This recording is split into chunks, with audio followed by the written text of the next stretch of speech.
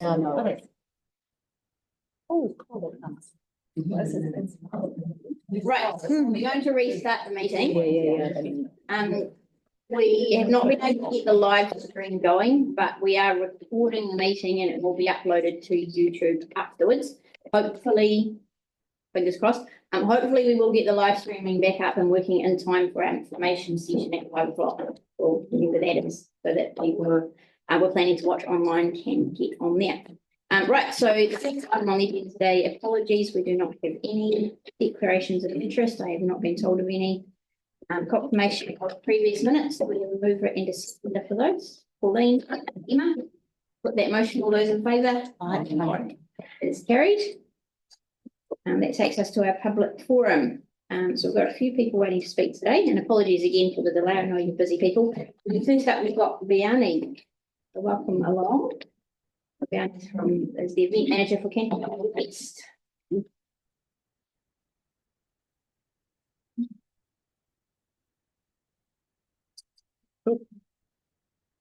Sweet. You just push the button for your microphone. Yeah, cool. Sweet. Talo pala malo le ni sambura vanaka. Namaste, kia ora, aloha ni, malo ni, whakarofalayatu, and warmest Pacifica greetings. My name is Vianney Makalio, and I'm here on behalf of the Backpack Collective, soon to be a trust, to talk to you guys. This is just information about what we do as a Backpack Collective. So I'll just run through it real quick. At the Backpack initiatives, we have 7 of them, and we are doing it to celebrate and preserve Pacific culture, foster community engagement and inclusivity, educate the public about Pacific traditions and values, provide a platform for young performers and artists, connect Pacific students with educational and career pathways, empower Pacific youth through various opportunities, and promote networking among Pacific leaders. I guess our biggest one here is called our Backpack Canterbury Polyfest. So that draws around 25,000 people. And the reason we're coming to the community board is really just to let you know about why this isn't just a Pacific event. We want it to be a whole of Christchurch and a whole of Canterbury event. So this is really the information that we're trying to get across here.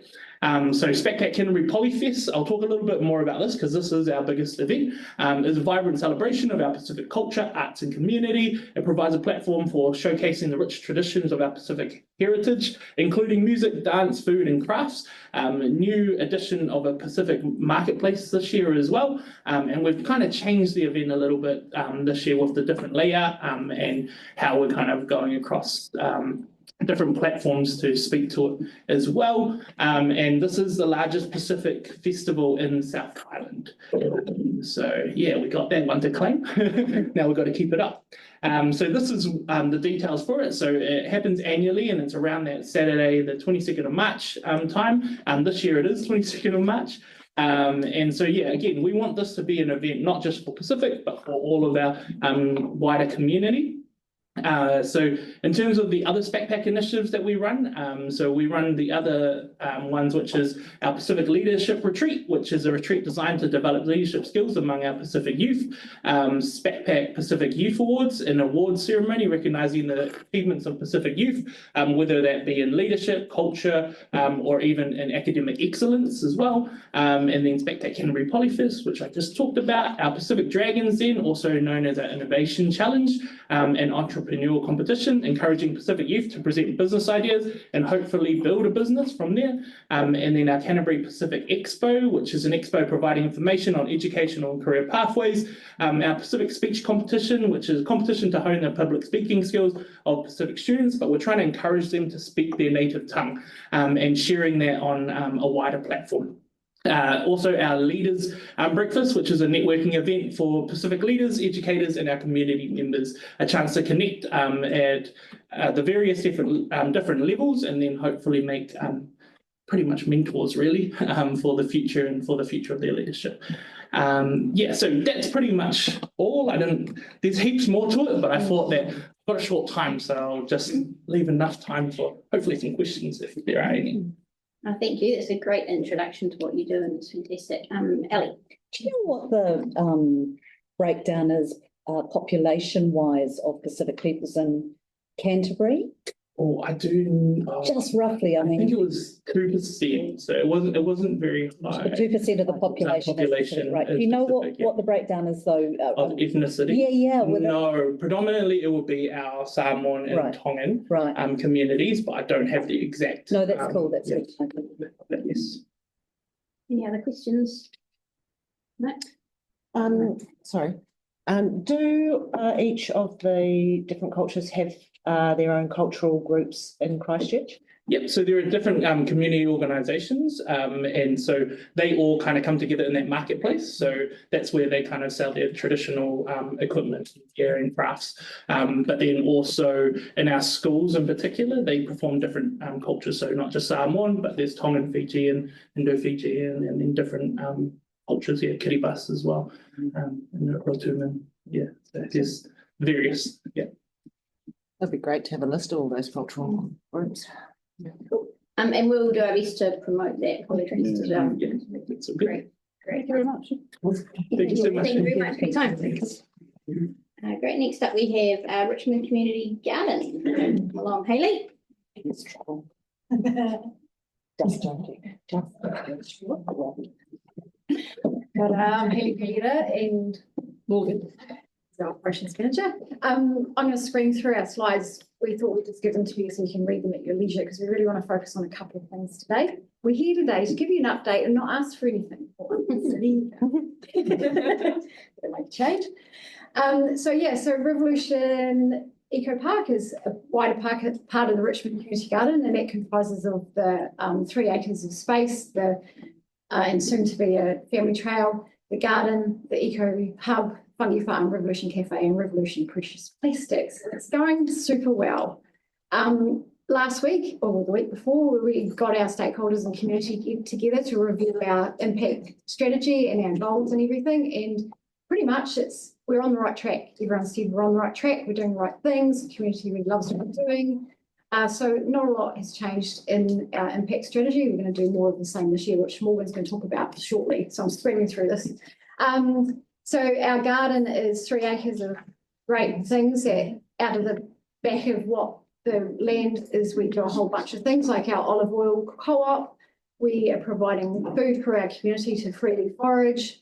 And every year we have more and more available to our community to be able to access at their leisure or however they want to. It can be a bit stressful at times seeing people do that, but our motto is that we just grow in abundance and that solves that problem. So yes, there's lots happening off the back of the garden, and you can see there's lots going on. So our composting project has resulted in over 30,000 kilograms of waste so far, and we'll continue to build on that with our community. We hope that over the years we'll be able to do more and more and offer people to be able to bring their green waste and actually do more in their composting. So that's just your own green waste, is that all? So it's ours plus a little bit from our organisations and restaurants and different things. Yeah. Our trapping project has now got how many traps? 150. 150 around the urban environment, and we're working closely with the rangers to do our flood zone as well, which is going really well. So you can see our space, we've really now defined it, and we're working on each of these areas to grow in abundance and to really make it a space that a really great amenity for our community. Screaming through these. Fungi Farm has been an interesting project, but finally last week I found a pink oyster growing out of a pot. Yeah, that's online. I know, yeah. So And it looks like an ear. Yeah. So that's pretty amazing. So we're going to keep developing that. We've got a group called the Fungi Farm now that meet the first Sunday of every month, and we inoculate different things. We'll just books, all sorts of stuff. So we're starting to see it really come into fruition now. So it's growing like a mushroom. So there are our stats. Pretty cool. We're pretty proud of what we're doing. The plastic project, which Morgan's going to talk more about, is we've got 10 stations around the city at the moment collecting lids and things that can't go in the yellow bins, and we're soon to be able to make products. Repair Revolution is going pretty well.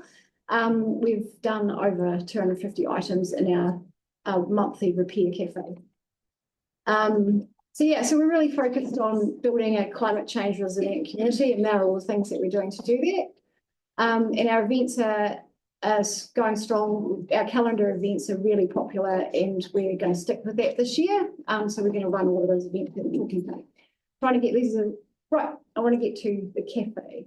So the reason we're here today is to thank you for the discretionary fund that helped us move it from where it was to where it is now currently. It's been open since September and it has blown our mind in terms of the profitability that we can put back into community projects. The people that use it are mums and bubs or families, and lots of families in the weekend, dog walkers, older people that are out biking and walking during the week. And it's just been embraced by people. It's amazing. So it's really going to be a great platform for us to be able to launch heaps of things around food and food resiliency from the cafe. And also it's a really good gateway for the City to City pathway. I'm just going to hand you to Morgan, who's going to give you a bit of a view on what's coming up. I'm just going to add to the cafe part first. So in the last 4 weeks, we employed 6 new people.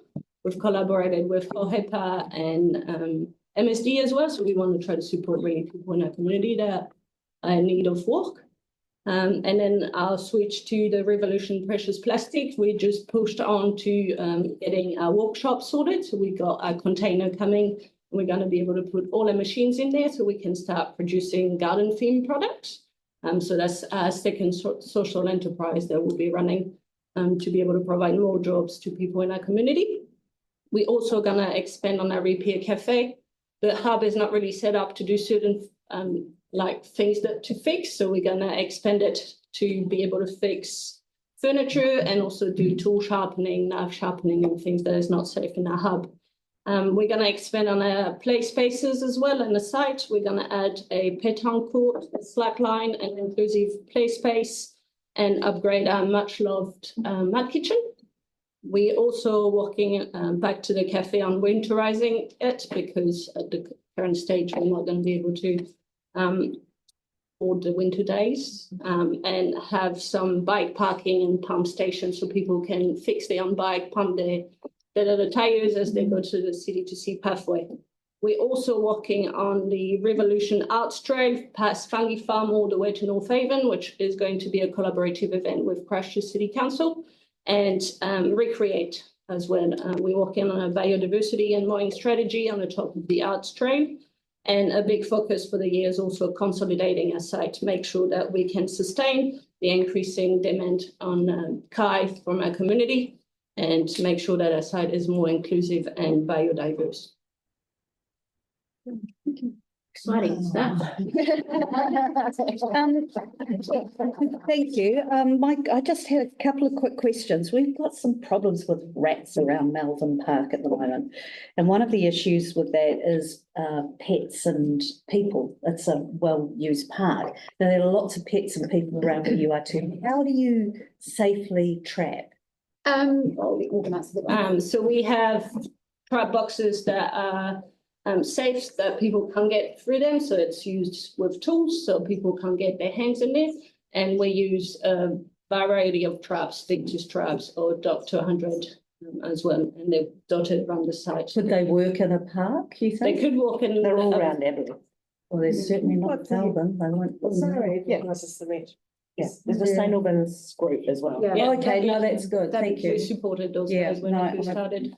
I'll follow that up. Thank you. We supported those guys when they first started. Yeah. So, And the problem is you've got to get the deep rat out yourself, don't you? The other thing was, how do people know about the cafe? What is the way that is it word of mouth only? word of or mouth what is only it? for now. Wow. So we haven't done any comms except social media, Right. and it's been pumping. Okay, cool. But Thanks. just because the City to Sea hasn't finished Yeah. halfway, and also we. Well, so you trap them there, they get there and they can't go any further. So No, It's a great space. I know, and it's been so good that we're going to have to close in winter and redo it because it's too small. right, okay, wow. So yeah, It's so only we for a kind of, couple of weeks. Though. yeah. So we kind of like with that balance between what is our capacity actually, because I've worked some days in there and it's insane. Great though. Well, that was the last thing was, Yeah. when will you know you're getting too big? That's right. Yeah. Okay. Now. Yeah. So, Thank you. yeah, Good so we job. don't want to advertise it. It's No, I a good problem to have, right? Yeah.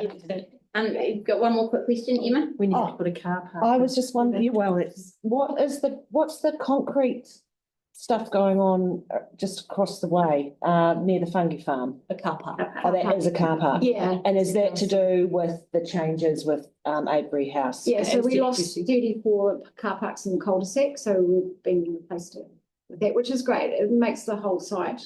Yeah. I was thinking it was a car park. It's like, They're adding a lot of bike parking along the path as well on that area, which is good. great. Thank you, and thank you for all your support. Oh, you guys are doing amazing work. Good job. Thank you very much. Yeah, can we put our name to it too? Or, Trevor and Stacey. Right, next up we have Papanui Baptist Church. I've got Ben Carter here to speak to us. Welcome along.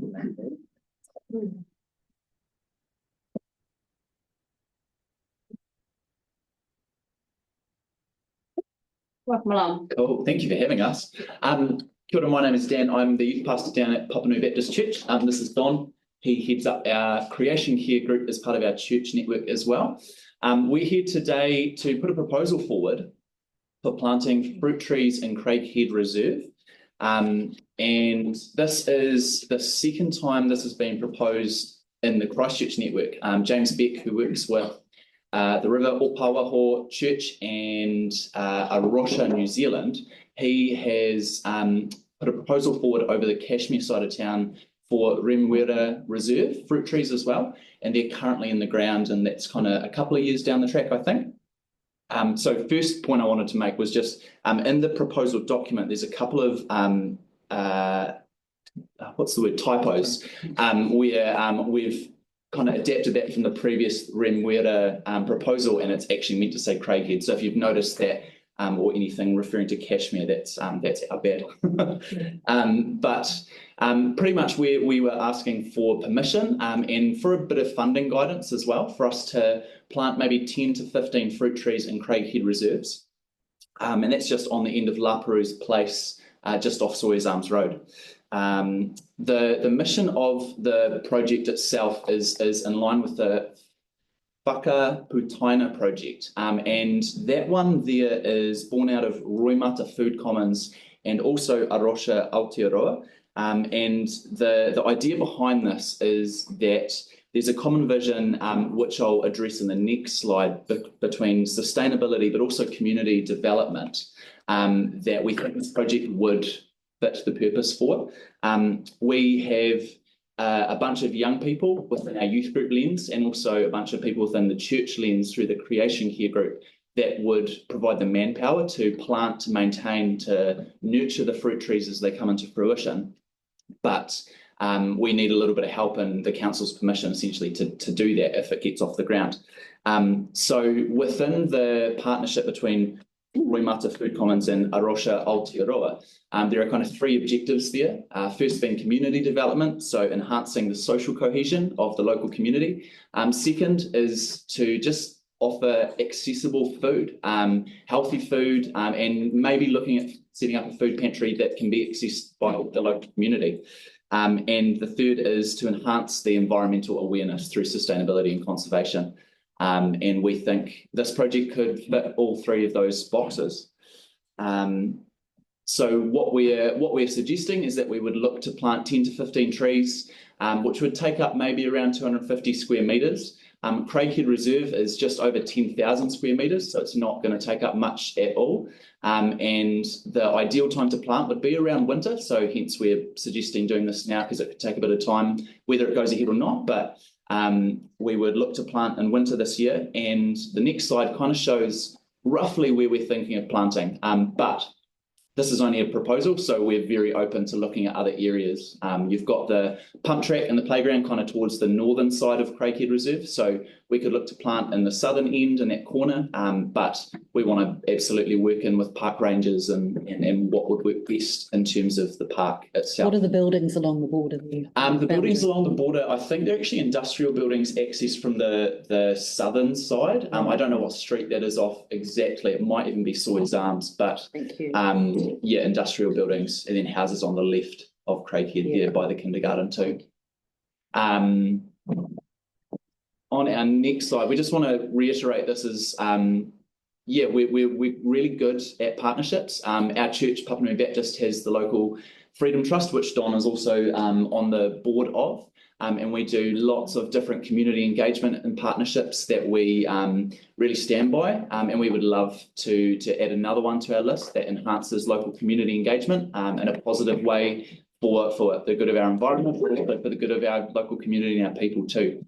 And lastly, there are a bunch of reasons through the council plans in terms of we want to work alongside crime prevention, we want to work alongside the urban forest plan to increase the tree canopy coverage, but also to ideally just set up something that will be a sustainable food resource that will benefit the local community in a positive way. And so I guess in finishing, we have the manpower, we have young people that are really keen to make a positive impact, and our church is really keen to get behind that, but we need a little bit of help in the assistance of funds, but also in terms of the actual go ahead to do that. So yeah, in a nutshell, that's what we're proposing. But not all young people. Not all young people. Don is young. I think Don's young. He's amazing what he does at his age. So yeah, we're happy to take any questions, but that's in a nutshell what we're proposing. Great plan. I thought everybody around this table would be supportive of that. Ali, you've got a question? Yeah, love it. Two things. Just last week when we were meeting about the trees in Shirley, there was a question about the planting of trees, and council staff mentioned that heritage fruit trees have much more resilience when it comes to pests and disease and things like that. Is that something that you'll consider perhaps heritage? Absolutely, Yeah. yeah. So one of the decisions down the line is how we maintain that, and do we spray, do we not spray, what do we spray with potentially, how do we maintain that long term? So that would absolutely come into the conversation of what trees exactly we'd look to plant. Okay, cool. And Yeah. secondly, just as far as funding goes, and there are lots of organisations that are already producing trees, or they're a commercial business that might partner. Are you considering that as well? Absolutely open to it, 100%. Okay, what sort of money, or if you had no freebies, Yeah. what would it cost you? What the dollar figure? We don't have a rough estimate, but we would be looking at probably a couple of thousand to get the project underway and have some tools to actually That's an idea. Yeah, cool. work from there. I'm just looking online. Available fruit trees start at about $50, from an orchardist, depending on size and type. Right. So we're not after a lot, but we're talking 10 to 15. Okay, that's But good. there will be additional costs in terms of staking, mulching, maybe some signage, that sort of thing. Yeah. Okay, thank you. I'll go quickly back to Simon. Yeah. Yeah. Thank you very much. My question's actually to the organisation. So what can we do practically to jog this along? I'm assuming the first step will be get Jason to get in touch with the church. Is that right? And does that conduit between council? Come back with a proposal. Yeah. Part of it, and maybe push start this go together. Yeah, Yeah. I'm just keen to understand where the parks team and the fits into this, preferably get them in earlier. Yeah, well, it would be the urban forest park. Urban forest, Yeah, right, they specialise in this sort of stuff and working with community groups to enhance. But yeah, it's it'd be an awesome idea. It's an underutilised part of that reserve, and also I think you mentioned in your slides, Casebrook, or your report, Casebrook and the media over the road, they're right into their food growing that. Perfect. Really happy Did you to support. one, Simon? Just really quickly, just a question around maintenance of the trees while they're young, keeping them fed and watered, and also when they come into maturity and the fruiting. There's nothing that pains me more than seeing fruit rotting on the ground. So just interested to confirm, I guess, what your thoughts are around those two. Full of wasps and stuff. Yeah, great question. So this will very much be kind of seeing how it goes in the early stages and when the fruit trees actually take to producing the fruit. Our aim is that we would have, within our youth group lens and the church lens as well, we'd have people down there looking to, first of all, take off any fruit that are just lying on the ground to prevent any rats or other nasties from coming and actually spreading stuff. But secondly, to actually make sure that throughout the seasons of fruiting and pruning and that kind of thing, we'll have people around to work in and actually properly make sure that those fruit trees are maintained over time so that they're not just left to their own devices. We're hoping this will be a long-term project. So even after, if I was not youth pastor at the church, that will be passed on and still maintained over the years to come, if that answers Thank you. your question, Simon. Thank you very much. And do we need to formally, like, we've just made a note that we'll request that be investigated and keep in touch. Cool. Yeah, Thank you very much. with a view to planting. Wonderful. Yeah. Thanks. Thank you. We'll now move on to Shirley Village project. We've got Beck and Emma here to no.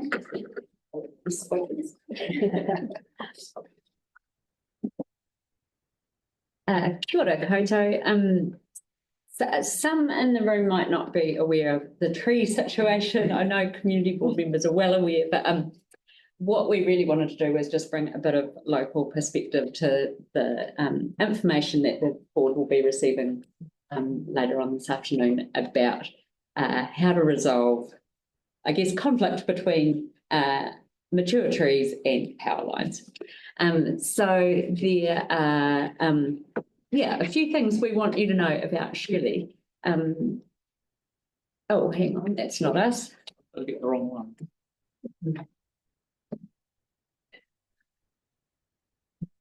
I'll just start talking anyway. But I guess the first thing I wanted to tell you is why the trees are so important to us. If you came to Shirley more than 80 years ago, you would have found orchards, dairy farms, poultry farms, pig farms, potato and onion crops. But in 1946, a massive state housing area called the Emmett Block was laid out with a huge park at its centre and oak trees lining its main streets. Today, that area closest to the park remains 75% Kaingaora houses. And it is a fantastic place to live. Emma lives on Emmett Street and she can tell you how awesome it is. Many of our residents are third generation in Shirley. And newer arrivals will tell you that they were drawn in by our beautiful trees and our vibrant community. The trees and the state housing went hand in hand 80 years ago, and they're still defining features of our community. Sorry, that was my little history timeline. The next thing I want you to know about Shirley is that we are an amazing community. We are. You know that. You know that. I know. Just reiterating. This is our vision from our community plan. We're one of just 20 communities in the country that's part of DIA's community-led development program. One of just a handful of those that are urban communities. We got that opportunity because we are a community with identity. We're a community willing to make things happen ourselves. And we're a community who really loves, a bit like the previous speakers, we really love working in partnership. We work with Kaingaora, MSD, yourselves at council, even Orion, in fact, we've got some collaborations going there. We love bringing our knowledge and understanding of our community to organisations like yourselves so that your expertise and resources can really work for us. We're not strangers to the community board. Thank you for having us again. We love it when you come to us. We're looking forward to having you next week. We really value this partnership and we honestly believe that together we do make good stuff happen. The third thing I want you to know is that we want to be involved in strategic decision making. So one of the urban forest plan has already been mentioned just before. That's one of the beautiful high level strategies going on at council. Another one is the climate change strategy, resilience strategy, and it talks really specifically about working with communities to understand what the impacts might be and how we can respond. So over the last few days and weeks, I've heard our residents talking about the increasing liability they see with overhead power lines as the climate changes. We've listened to and learned from council staff about the challenges of caring for all the services that we rely on. According to the urban forest plan, our trees are infrastructure, but they happen to share space with a whole lot of other infrastructure, and we get that that is really complicated. And we can see that it can be a really long and winding path from awesome strategies and policies to specific on-ground decisions. we are saying we are willing to engage with that. We want to be part of planning for our future and our. And the last thing I wanted to say is that we, whether they're in the ground or not, we want to keep our trees. They are part of our community. So we know that trees become unhealthy, they become dangerous, and sometimes they have to come out. We accept that and we really appreciate that work being done. But we're saying we would actually like more than notification that trees are coming out. We want to be involved. We would like to salvage what we can and use them for awesome community projects. In particular, at the moment, we're like, is there an opportunity to have a nature playground using our oaks in our park? And we would love your support with that. Come back with further details down the track. Thank you. And we really look forward to hearing the startup. Maybe not at 5 o'clock, but when you squeeze that in, thank you very much. Great, thanks Beck and Emma, appreciate that input. Right, in our last public forum, Marina. Yeah. So just got 5 minutes. Yeah. That includes my question. Hopefully it won't take 5 minutes. Kia ora, Marina, while I was here.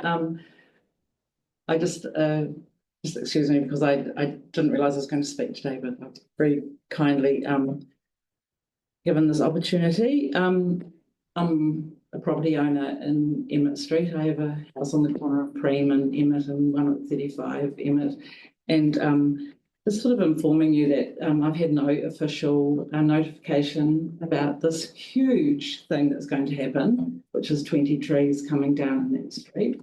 And just putting that forward is something to consider because Kaingaora is also a very large property owner, and have they been notified? And they also, as much as like Beck is saying about people being keen to be part of the process, we purchased in that street, possibly to be living there. We've got grandchildren living in the street for the future, and the aesthetic value of those trees was like a really big part of our decision. So the loss of the trees is the loss of a historical and cultural value in that area, and not to mention the carbon sequestering and the release of oxygen. So they're huge, they're big trees that make a big statement. And I feel offended when people say, well, if we cut down one tree, we're going to plant two. Because to me, one mature tree doesn't equal two little trees. One mature tree has got a whole, and I sort of, just to digress a little bit, just in terms of talking about value, is a big tree. Like I think that in that you have got information about sort of the social and emotional value of these trees. It's not just I'll just leave it at that. I think you've got the thing. My big concern is that this is a creeping program. Like, I think trees have been coming down for the last few years. At least, like 1 year it was kind of one tree. The following year I think it might have been three. I haven't got the full details of the trees that have already come down. I've heard a local person say that each time a tree comes down, it actually really, really hurts them and they feel very sad. The trees that have been coming down the last couple of years, there's been no notification, or there may have been notification to that individual property owner, I'm not sure. But 20 trees is a large amount. And I think I have also talked to some people and they want a long-term plan. They don't want just to know what we're going to do this year. They actually want to know a long-term plan and have the community involved. And like if it's 20 trees this year, is it going to be 100, the rest of the trees next year? Like, we don't know the answer to that. And also, is this a change in regulation, which I haven't got the answer to, and maybe I'll find that out today. And is this actually going to affect other streets in the city? Like, since I've known this, I've been driving around looking at the streets in Christchurch with old trees and underground power lines, and in some really big earthquake damaged areas like Heathcote Valley have got underground power lines and old trees. And then trees in St Albans that have got power lines running through them. Are these trees also going to be affected? And then we've got this really big issue of Christchurch City losing its huge tree canopy, like and just where I live in Sticks, and we've lost the two biggest trees in our area, have both come down in the last month because of the creeping urbanisation in Christchurch. So like we're not, yeah. So I would like to sort of also just consider that if it's $10,000 to cut down a tree, you're cutting down so many trees, that's like a budget of 200,000. How far does that budget? And then you add the cost, the value of the trees in terms of social and emotional and all the psychological positives that come with having trees, and not to mention the oxygen. Is, you know, to be, what's the word? And it's an opportunity to do something different other than cutting the trees down. Like, can we look at other ways of spending that money to, you know, for electricity, like, I don't know, but eventually the dollar value of creating underground power lines and the dollar value of cutting down the trees is actually going to be equal. And I'm just a little bit worried. This is sort of like I presume there's been a lot of consideration, but just an expedient way of dealing with the problem, cut them down. Yeah, and that kind of worries me. Yeah. Marina, we'll Sorry, that's it. Yeah, thank you. You just really quickly, Maria, because you probably weren't at the first meeting that we held at the community garden there, and so at that meeting, all the things that you said have been said, and that is why the board has promised, and staff and the community, to work together, particularly on a forward plan that will be community led. But my question to you is, are you part of any community group here on the contact list? No. Would you like to be? No.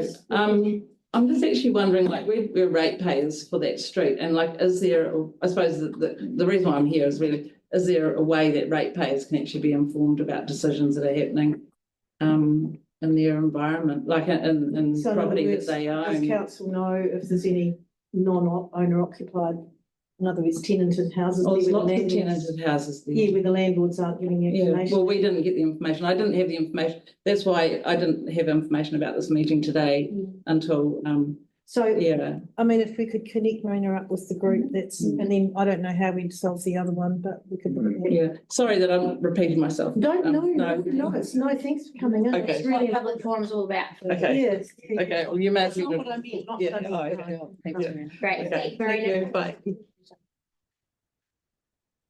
Right, item 5 is deputations. We do not have any, no petitions. So that takes us to item 7, which is the Richmond Craft Slater Street renewal item. So we've got Lisa and Maria. Yep. Yeah.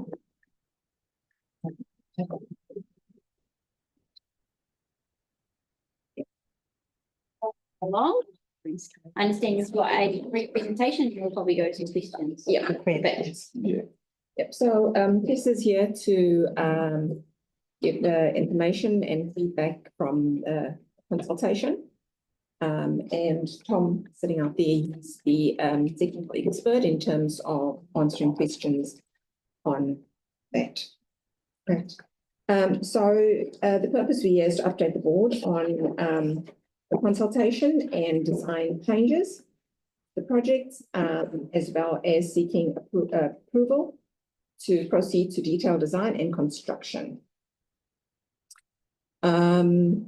So we also here to discuss the next steps for Slater Street, provide an update as well on the Richmond Craft program, and so I'm asking if you could please hold your questions until we're at the end of the Slater Street bit, and ask your questions then.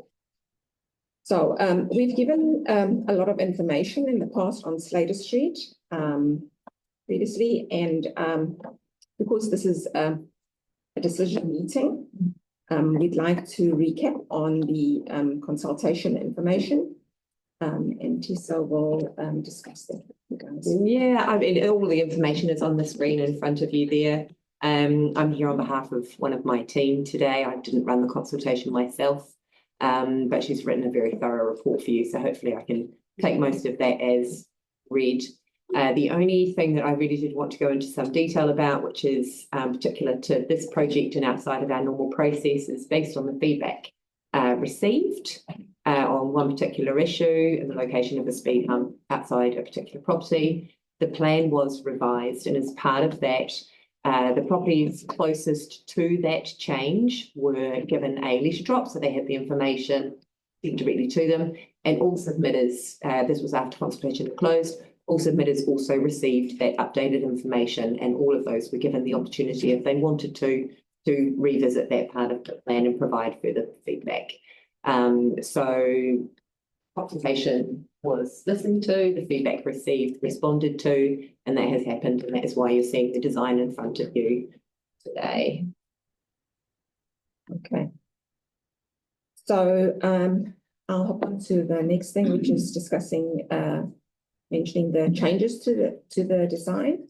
So we had as Tessa mentioned, a submission relating to concerns on parking loss and driveway access as well, and made a change to the design because of this. And part of these changes have been moving the speed hump from outside 142 and 137 to the street narrowing outside 131 and 138 Slater Street, as well as moving the proposed street narrowing outside 137 and 142 6 meters north.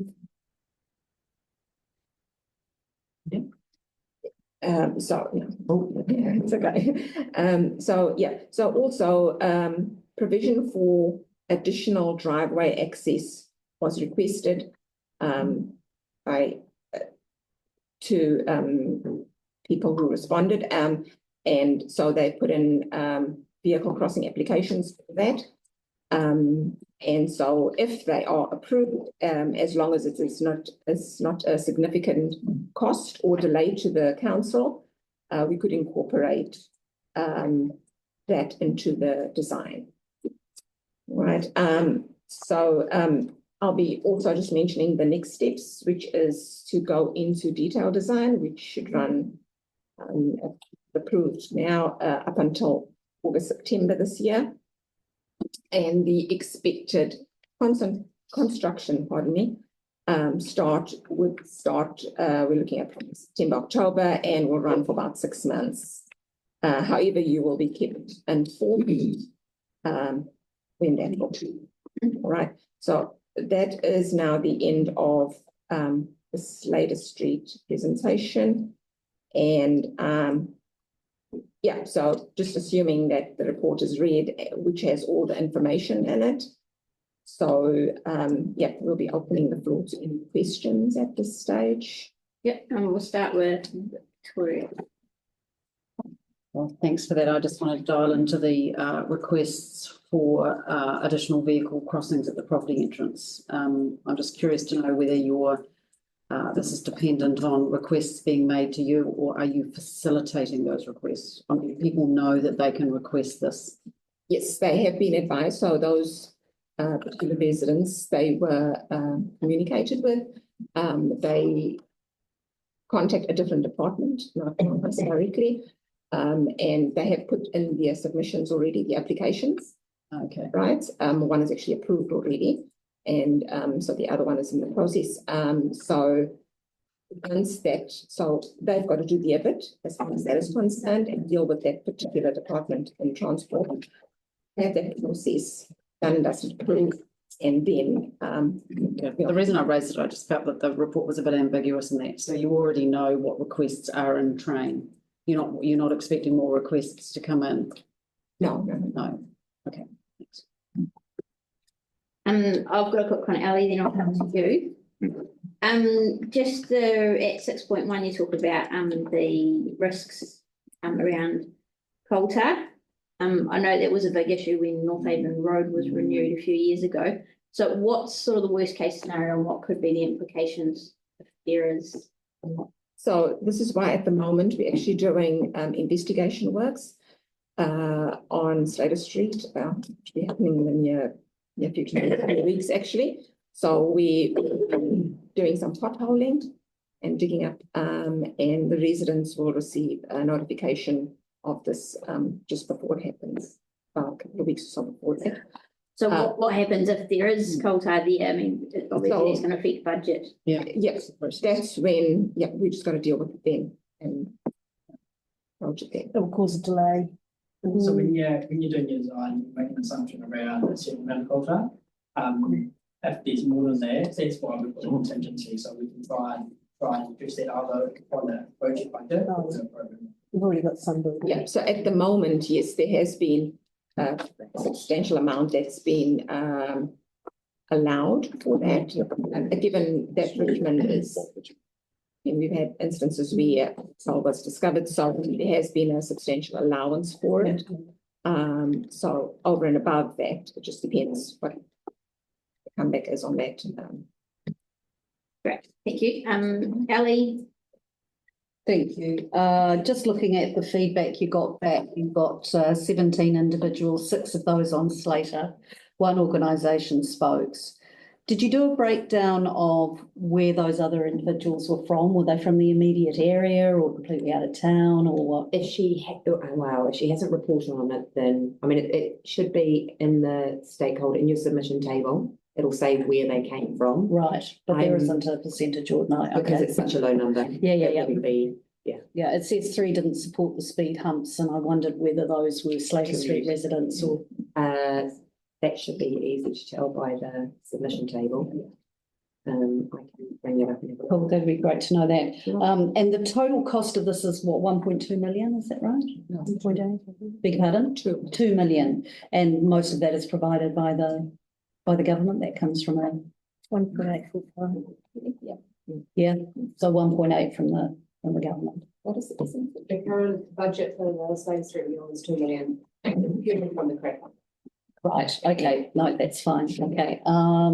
Also, there was some questions and comments around antisocial behaviour down the street, and the road narrowing and some of the treatment would go some way to prevent that. The emails and complaints that we had are August 2022. Do you know of any additional behaviour like that, or has the behaviour stopped, or do you know anything about the street behaviour? Since then, there was no, Kevin? Nothing has come through from the project team or the transport. Okay, we're aware in relation to the crack. Yeah, okay. Sorry, that's not to say that there have been other complaints made through our high risk process, Right. which is the call centre, but they haven't been related to this project, which means they haven't come through to us if they do. Because the narrowing and stuff was partly related to trying to deal with that antisocial behaviour, wasn't it? Yeah, and especially around the intersections, just trying to really tighten up the intersections.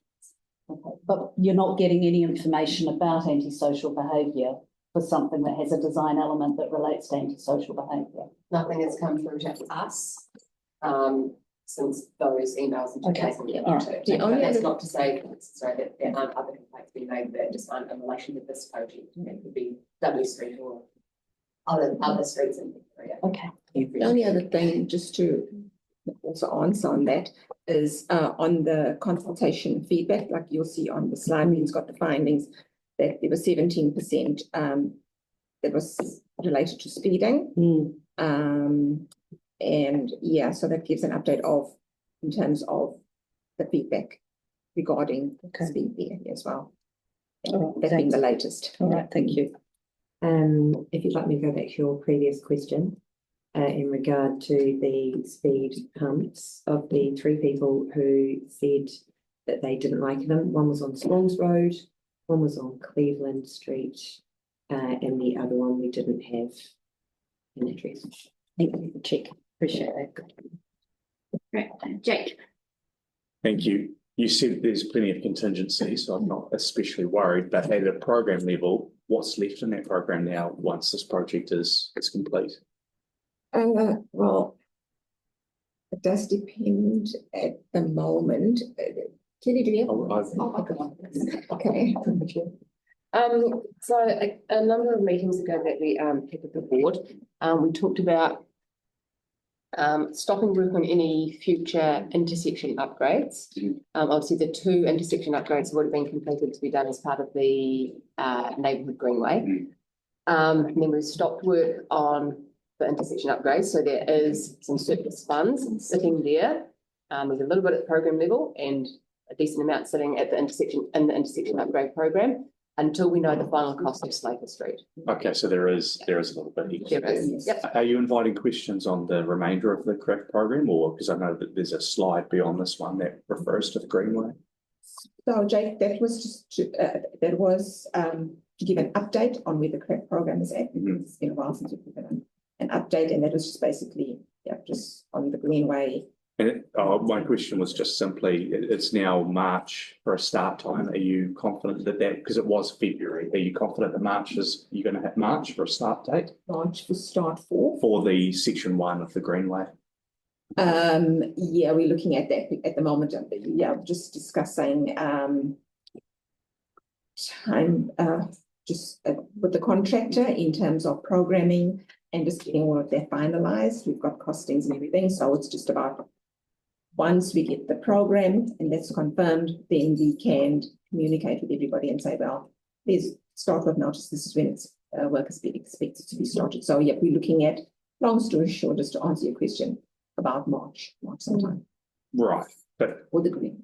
But it's not entirely confident that it's really soon. It will be March. Sometime likely, yeah.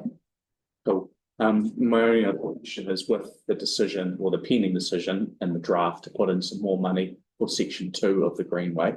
Does that have any interdependencies in terms of those intersections that the board may need to be aware of? So I don't know much about the section 2 design. So that has it. Yeah, so you've got the section of Greenway going along there for around down Trevor on Nichols.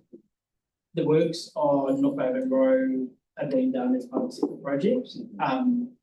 Then there's a little bit around that intersection that we probably need to do. There was that for in the previous transport choices budget. West of that section of the Greenway is fairly easy until you get to Fitzgerald. There might be a little more thinking in the portion. Cool. Good. Thank you. Okay. Great, Emma. Oh yes, my question is about the cobbling, cobbles, stones that in the areas. I see them around the area and they always look messy, untidy, look like they've sort of always damaged, coming apart. Also, I've noticed when work's done to them, they're not sort of replaced properly. What's the cost of those to put them in, and what's the real benefit of having the cobble versus something else? So it's, I suppose cost-wise, it's. I'm sorry, Tom, I might just get you to. Yeah. Yeah.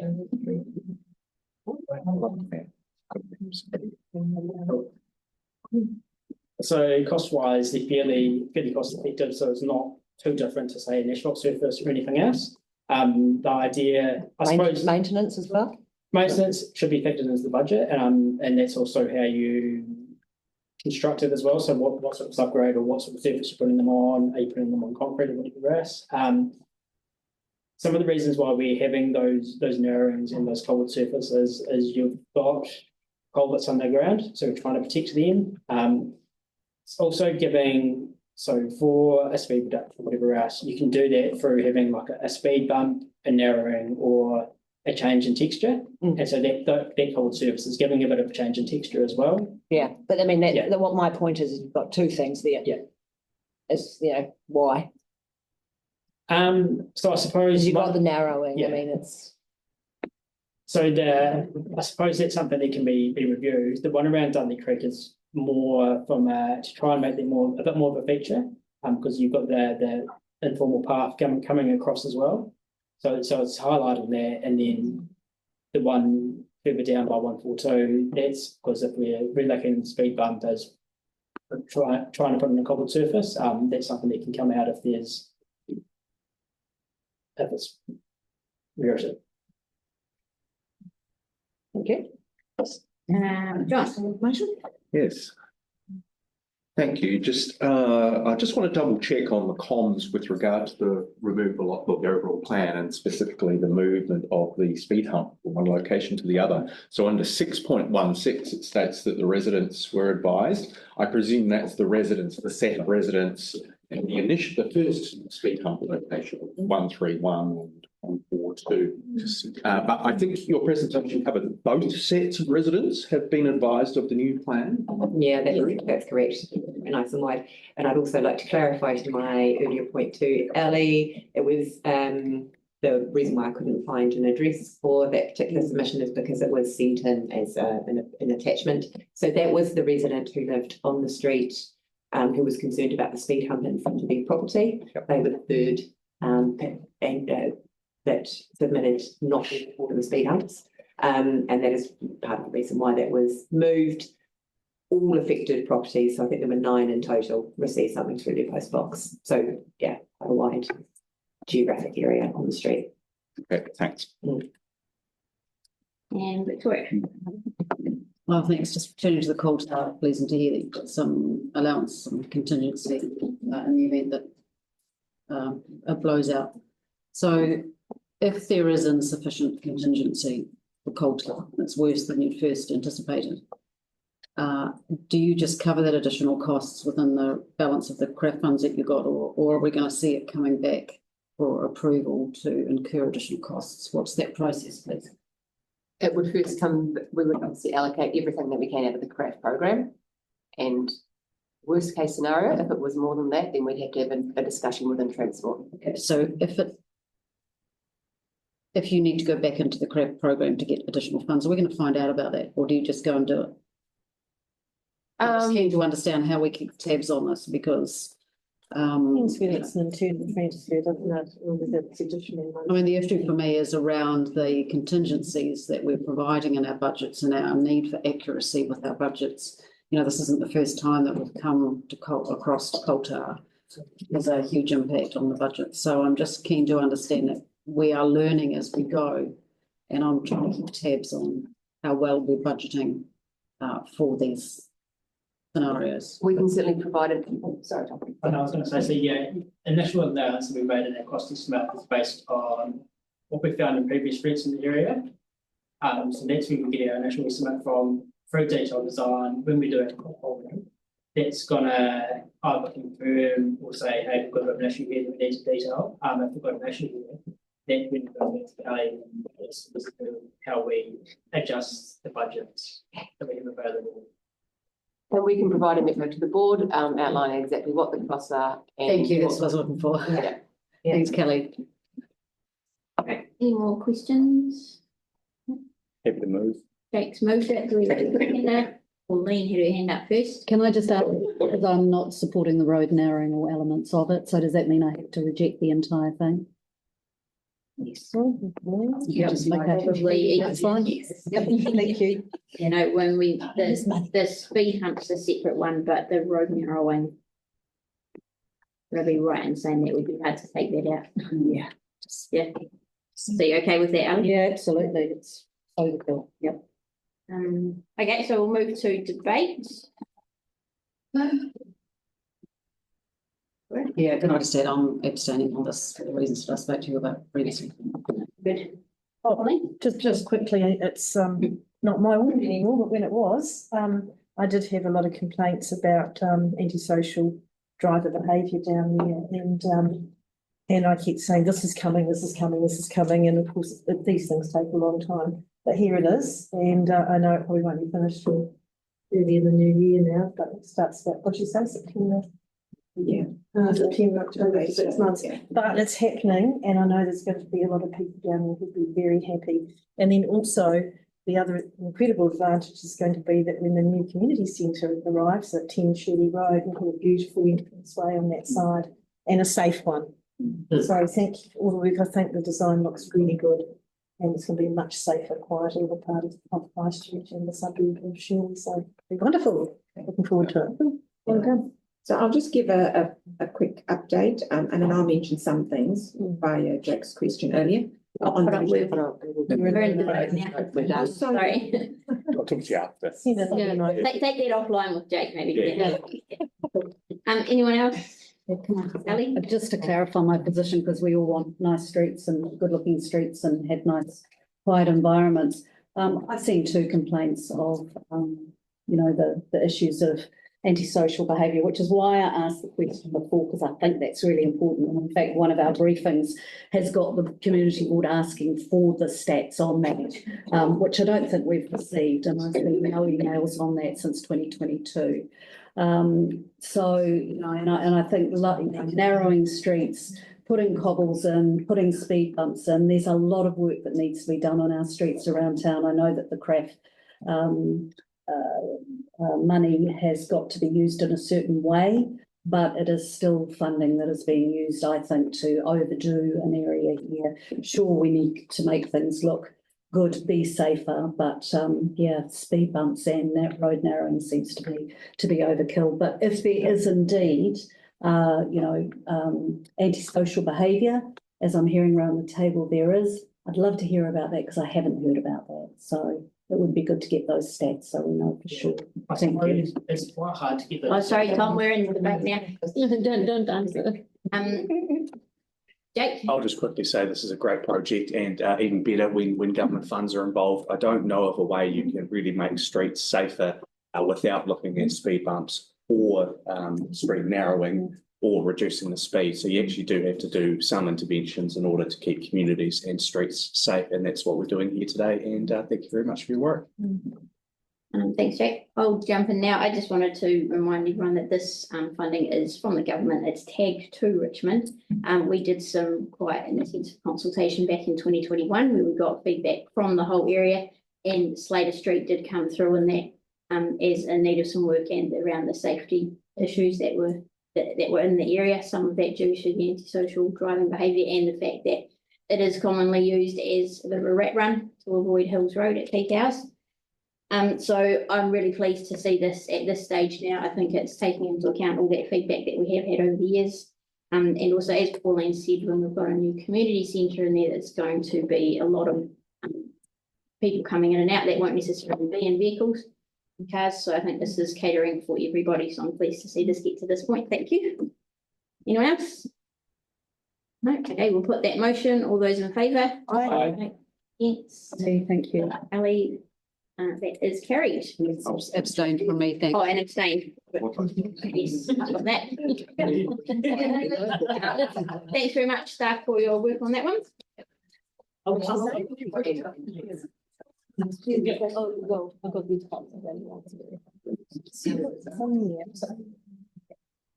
Right, item 8 is a discretionary response fund application. This is the one you were for Aratu Food Preschool. It's just in the Jason's report. No, but even when we go. So we'll take this one as read. Has anyone got any questions on Jason? No, I'm happy to move. Simon. Happy to second. Okay, we'll put that motion. All those in favour? That is carried. Thank you. Jason. Thank you. Item 9 is our area report for February. Happy to move. Did you guys want to speak to anything in that? No, but Haley did mention on her way out that they're having a farmers market, which is a new thing this weekend. Oh, It's a trial, so yeah. Well, Richmond 12. is it going to be a regular one if it's successful? They're looking at trialing it and seeing how it works. Oh, we really need one. Yeah, I'll be popping down. Saturday, is it? Yes, Saturday, 9 a.m. till 12. Okay, so Pauline has moved the report. Emma, that motion, all those in favour? Aye. That is carried. Thank you very much, team.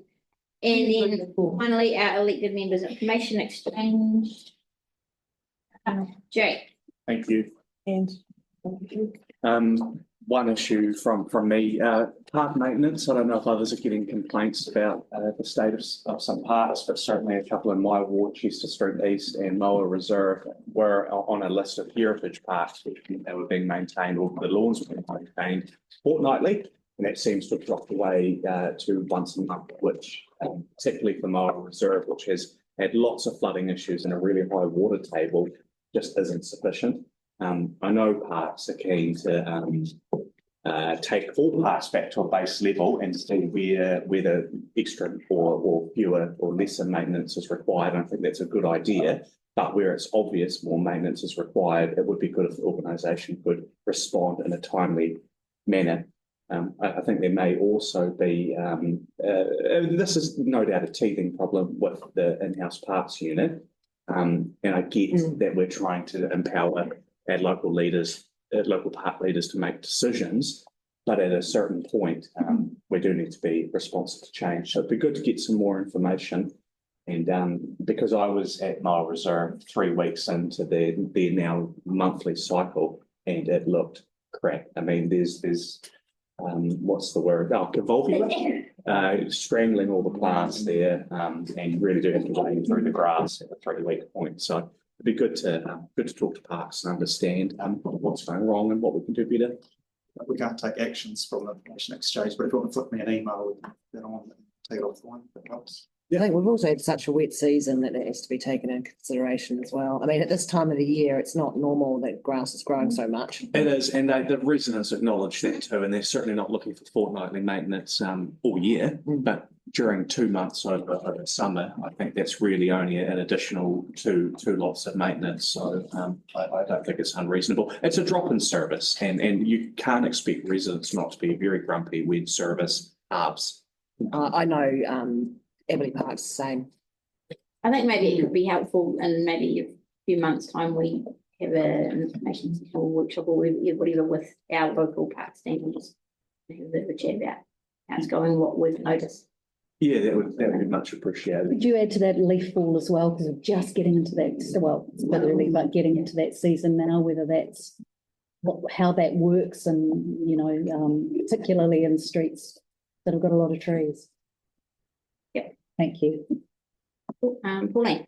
Yeah, so a couple here. So Juliana, our local, really good watchful person on St Albans Park, she's wondering about cameras down there because of antisocial behaviour, which is leaving a lot of dangerous things like glass and needles around.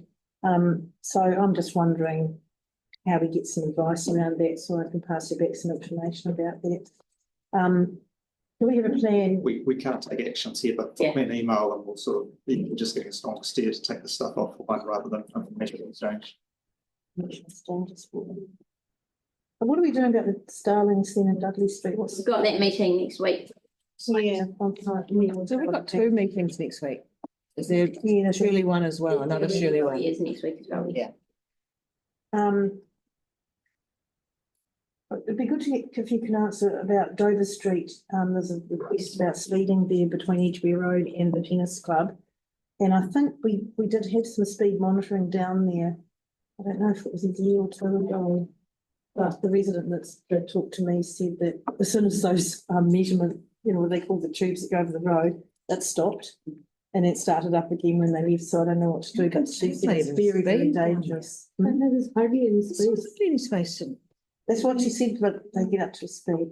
And I'm just wondering also about St Albans School, the 30K. I know we've been told later this year something happened. Is there any way we can make this go quicker? Oh, that's ridiculous. Have a slowing down the speed, make it go quicker.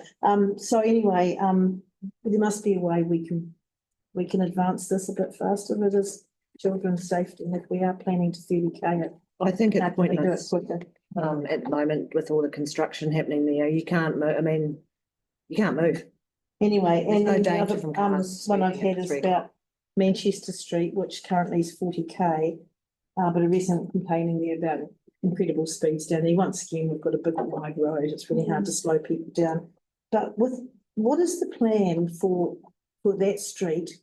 Will that be one that's reverted back to 50 under the new government rules? Do you know? Do you want me to send you?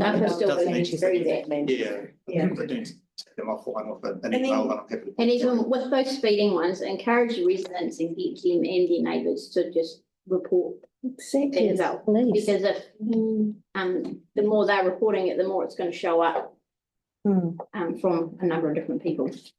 Or like gain traction. So you, as a resident, you could just ring 501, or was it 105, and it's 105, 501 isn't it? Then, and say a car was speeding, I've got no information about it, but can people just? Right, and even if they ring the council call centre, right? Yeah, log a ticket. The more tickets that get logged, the more likely they are to get the counters out to measure the speed. Thank you. Victoria. Oh, thanks, Emma. I caught up with Dennis McMurtry again today in relation to Papanui Bush, and he's asked me to pass on that he intends to be having a community planting day on the Saturday, the 7th of June, likely to be in the morning, hoping to have there's learning everything as well. So just try and get that in your diaries. Through the frost crust. Yeah. Done that So he just mentioned that to me.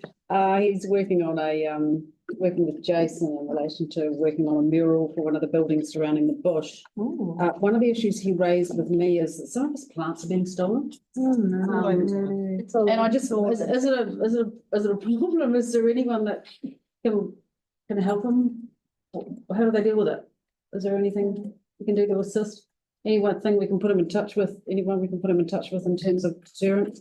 I do know that Toby Chapman at that Shirley meeting last week was saying that they do get some stolen and they just replace them, and they find that once they're replaced, they're not getting as stolen as much. Okay. Yes. Stolen. Well, they don't tend to get taken again. Edmund Gardens has the same thing. Okay. Page Street Park's completely the same thing. Okay, it's not a lot to do about that. I'm trying to put some signage and cameras up. Couple of other things, lots of engagement with residents in my area with the works on Aorangi and Wairaki with that intersection at the moment. And I just wanted to let you guys know that Isaacs, who are managing that construction project, have been amazing in terms of their engagement with the residents. And at my request, they hosted a residents information session meeting at one of the local retirement villages. So if you've got some really big issues in your areas, they're open to that. It was really well attended. They just gave out information, showed some pictures, answered questions.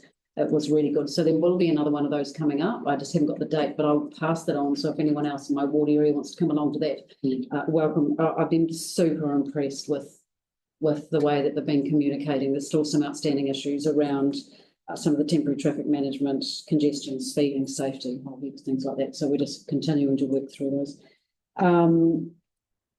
I've had a couple of separate requests around some more stopping lines, and I'll email you separately for those, Mark. And also fallen trees in the Dudley Creek, which are really on our boundary, on someone's property, but also root structures within the Dudley Creek. For a bit of guidance on how to progress those issues, please, for residents. And has anyone else got that issue? Or Mark, can you? If I email, can you steer? Well, yeah, probably if they can start for CSR, and if there's issues out of that, grab the ticket number, and then we can maybe find a way forward. But it's really great to hit those logs to find the right traction. Yeah, can I just raise the CSR issue with the tickets? I've got residents that come to me that don't have Snap solved, don't have that ability on their phones. I've even got some that haven't got email and want issues raised. So 941 8999. Just ring. Yeah. I've got one lady with no phone. Yeah. She got a so you might do it for her. I would have visited her. So is it okay if we actually put it in for them? Yeah. I mean, we're told not to, but sometimes you just got to do it. No, not told. The only trick though, and this is a trick you definitely will want to follow, is when you call into the call centre, make sure you they know it's being logged in your name for them, and that you want to be kept in contact, because the call centre will go back to the resident. You'll have no idea, and you'll just assume it's done, and it won't be. Or it might be. And then the last thing for me was just to remind you guys that I do the drop-in session on the Thursdays, and if anyone wants to pop in and co-host, you're welcome to join me on a Thursday in the Papanui Library or Redwood. Simon or Emma in our ward. They're a really good session. So, yeah. Thanks, Nick. Ali. Yeah, I just wanted to bring up the rats issue again. So it sounds like there is a way to deal with this. So, but I did it through City Council stuff through a SNATSEM solve. Didn't get any response to it, so followed it up again, as we do through using the ticket number, and I got an email back saying that it's a well-used park and there are pets and people. I think you sent me that, didn't you, Mark? not having a. Yeah, point, but- not sure. So there was no way to deal with the rats down there, but I've had 2 residents on Roosevelt get in touch with me, and one of them sent me a photograph of a rat. Thanks for that. So I'm wondering whether, can I connect with someone who, I mean. What about that predator-free St Albans group? Yeah. Can I talk to you about that? Have you got a connection through there, or can I?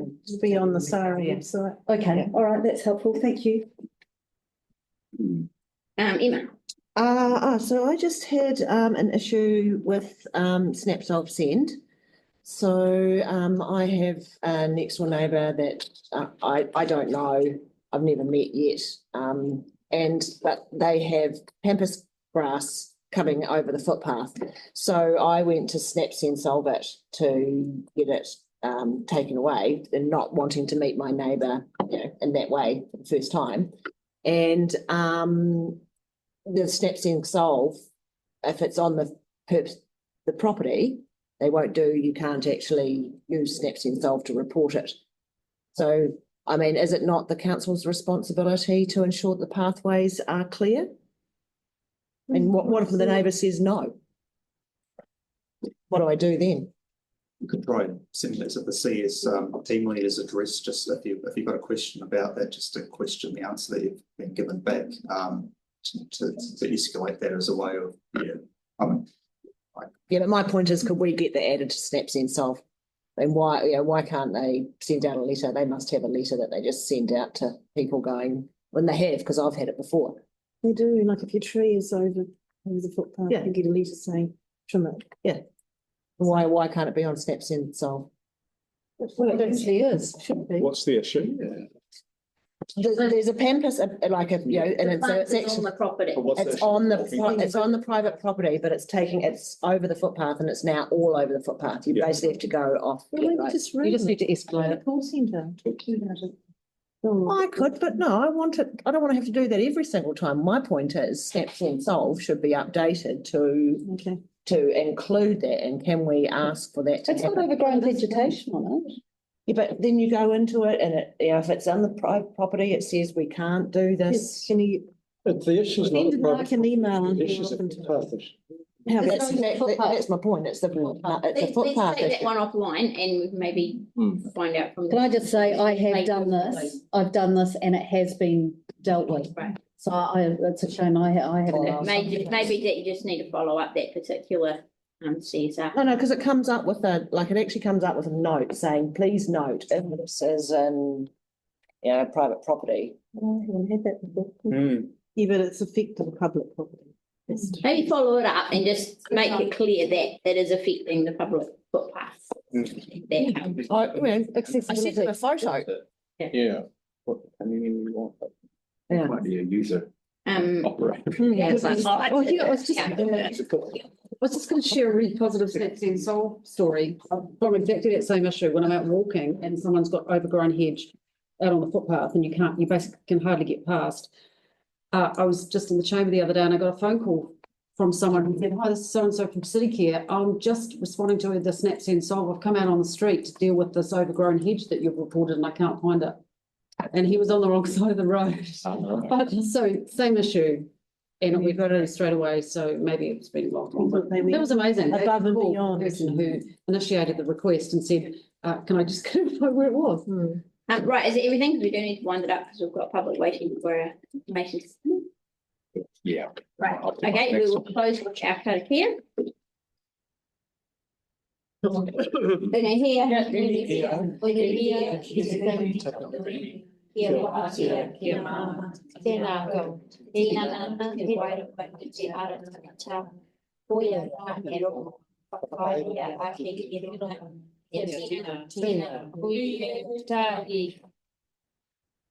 Right, so that's the end of the meeting, but we will go now straight on for our information discussion. No, it's not. Right, so we've got Stephen, Tony.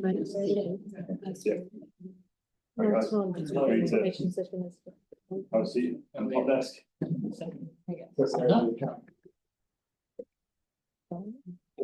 Right. I just wanted to remind everybody before we start, this is open to public, but public don't have speaking rights here. And also, again, just an apology that we do not have the live stream working yet, but we will get it up on our YouTube as soon as we can because it is still being recorded.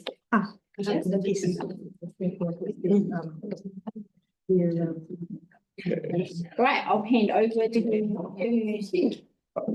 Good afternoon, everyone. We'll just do a quick round of introductions. A few faces that you might not recognise, so you probably all know me. So, Steve Wright, Manager of Transport Operations. Yeah, I'm Tony Armstrong. I'm Arborist with Transport. And a couple of guests from Orion here today. Can we turn the mic on? Sorry. Oh, yeah. If you guys need a red light technical, it's not going to work. Sorry. There we go. So Chris Young, Vegetation and Grounds Lead in Orion, and Paul Bolt, Customer and Comms. So just before Tony gets into his presentation, listening to some of the feedback from earlier, again, just to acknowledge again publicly, there were a few things that didn't occur as they should have done previously in terms of communication going out to residents about the trees. And that's why we decided to can the works previously, because the comms were steps in the process hadn't happened. So yeah, so we just want to acknowledge that and do apologise for that. And that's why we want to work with the residents now on what we're doing now and what we're going to be doing in the future, moving forward on any future replanting and new tree planting as well. So, over to you, Tony. Thanks, Stephen. Ladies and gentlemen, Mark, can you hear me okay without the mic? Or so there's a cover sheet as part of the agenda. I don't know if we need to go through that or everyone's got that visible. Yeah. Yeah. Okay. So that's sort of just as an outline. So we prepared a PowerPoint, which was on screen, and hopefully visible to you. Yeah. Okay. So we'll start flicking through it. So this is specifically to do with these two streets, Emmett and Riselor, and street trees and power lines, and the conflict we have between the two, and how we're addressing it. So I'll just go through. So we've got about half an hour for this, is that right? We haven't timed it through to see how long it takes. And so as outlined on the cover sheet, so we have this issue of non-compliance between the electricity regulators and some of our trees in the streets, specifically. There's been a citywide project that we initiated about 3 years ago, and we've been working with Orion over that time to sort of work out what the resolutions might be to this. Initially, we thought that it was pretty much a black and white situation where if there was a non-compliant tree, we would either have to prune or remove it. But working with Orion over the last few years, we've identified that there's a number of other options that we will have. We can go into a bit more detail on that. So as an outline, we have about 60,000 street trees, and of those 60,000, we have about 10,000 that are in the proximity of power lines, and about 5,000 that we have to actively manage on an annual basis. So that's our maintenance program that we just ongoing pruning, basically, to keep the clearance. But we identified about 850 at the outset that we couldn't resolve. There were pre-contacts, line contacts, and pruning wasn't going to resolve it. So we undertook a survey of those to identify some more specific details as to what options we might have. People have asked about what those would be. So, and that would be depending on the type of line, the clearance distances, proximity of the lines in relation to the trees, the priority they might have, depending on that. And then looking at if we could prune them at the outset, which we did on many of them, and then following on from that, looking at options such as taking the street light line down. So around the city, we have a number of installations on the street lights, which allow direct power feed to street lights from from the electricity grid. So we've been able to decommission one of the lines, which has given us the clearance that we needed. That was a really easy option first up. So we initiated that on a number of streets. Other more complicated issues like bundling the lines together or underground, a bit more complex, more costly, not necessarily meeting the standards that we would have for the for Orion's needs. But other options we had, moving poles, shifting the crossline from poles. So we looked at all of these across the city in 100 or so streets. It also included just house connections off the main grid to individual properties. And they were generally quite easy to resolve. Coming to Emmett Street, though, was a hard street. Lots of trees, lots of big trees, lots of contacts, and the way the configuration of the lines in the network wasn't conducive to us doing. We didn't have too many easy options. So through that process, we've determined that about 20 of those trees need to be removed. Not only in Emmett, but in Rysel Street as well.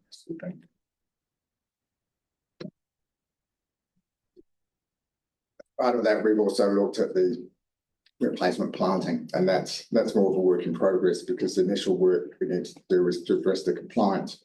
So we always knew that following tree removal, we would have to look at replanting. The final sheet will allow some questions and answers. A lot of those came from the meeting we had last week with the residents at Flying Park. Okay, so yep, there we go. Oops, sorry. Yeah, so we've been working on that since 2021. The objective really to achieve 100% compliance with the regulations. At date, we have about 170 trees left from that 850. All of our plans have been approved, and we're just in pricing of some residual works. And we plan to complete that by the end of this financial year, end of June. So about sort of 4 more months to go. And this was citywide, as I say, and the most significant work was in Emmett Street. When we say plans approved, that's approved with Orion. Sorry, yes, Orion. Yeah, the technical plans for the modification of the networks. Thereafter, so this is a project, and it's essentially an operational project. So it's come with a sort of a limited budget and a timeline. But we know that once we've worked through this will have addressed this residual problem of the compliance. But thereafter, we still have the other 5,000 trees that we need to continually maintain. That's an ongoing maintenance issue. Yeah. And as part of that, you know, we may discover other trees along the way which decline in health or condition, not necessarily as a result of pruning, but just through aging of the trees. So just quickly, the 5,000 trees, yeah. Is it possible that you will find trees that are part of the issue with the problems you're seeing in Emmett? No. No, it is just going to be a health and condition issue if you need to remove it. Okay. Yeah. So the objective is that 100% compliance. Okay. Yeah, which we're on track to achieve by the end of June. Yeah.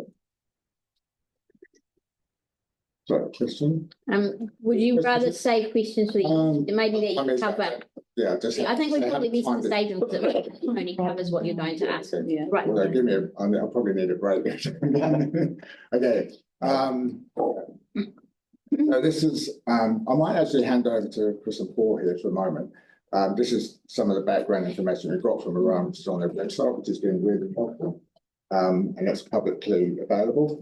And it just outlines, I know the board were really interested in the regulations that we're following. And these are the subject matter experts on that. So this is directly from the website. And just to advise, these regulations aren't Orion's regulations, they're government regulations. Whose? Central government legislation. They've been around since 2003, but they've been amended, just tweaked recently. Nothing significant which affects the low voltage network within the city. Yeah. Yeah, I don't know if would you like to add anything to this? Just No, I think the question was asked, and it's important to note that the changes in October 2024 do not impact the work that's been going on in Kennett Street. That's low voltage work. The changes are more significant in high voltage, and so not applying to Kennett Street. Which was really lucky, because for a while we did fear that the changes were going to apply to the low voltage network as well. Thank you for that sort of quick. Would have meant much more drastic action. Yeah. But thankfully we didn't go that way. Yeah, so as part of that, I mean, the Act, the regulations that just outline responsibilities between two parties, essentially works owner, which is the lines network owner, and the tree owner, which in this case is the council. Also outlines the hazards that, you know, that we're dealing with here, which is why it fits into an operational kind of activity that we're essentially dealing with compliance and health and safety. So that's quite important to highlight that.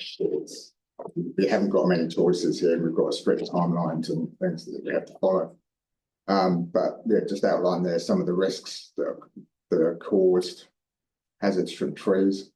And that's not taking into account the health or condition of the trees at all. It's purely the proximity of vegetation. Fires, electrocution, outages, you know, so on and so forth. So one of the things I just quickly add, and touch on Ryan, correct me if I'm wrong. In some respects, we've been quite lucky to have been able to work with Orion in developing this project, working through all these options. With it as from their point of view, from the regulations, they could very easily just issue us with a cut and trim notice if something is non-compliant, and that would give us 40 days, 45 days to get rid of the tree to fix the problem. Rather than going down that route, there's been this 3-year program where we've reduced the number of 800 trees that were non-compliant. Yes, originally, down to 100. Yeah. So largely successful, and where we are now, we're really getting to the crux, which is unfortunately the most difficult trees to try and find mitigation measures for, other than removing. That's where we've got to the 20. Thanks. That's right. No, it's good to just outlining again those clearance zones that we're working to. So the critical one there is that growth limit zone. So we're obliged to keep all of our vegetation pruned clear of that zone, which in a low voltage environment, so that's that top line there, what we're talking about is 0.5 metre. Yeah, and that's a constant. So we're aiming for 100% compliance with that. The cutback zone is if we receive a notice that we have to give clearance to.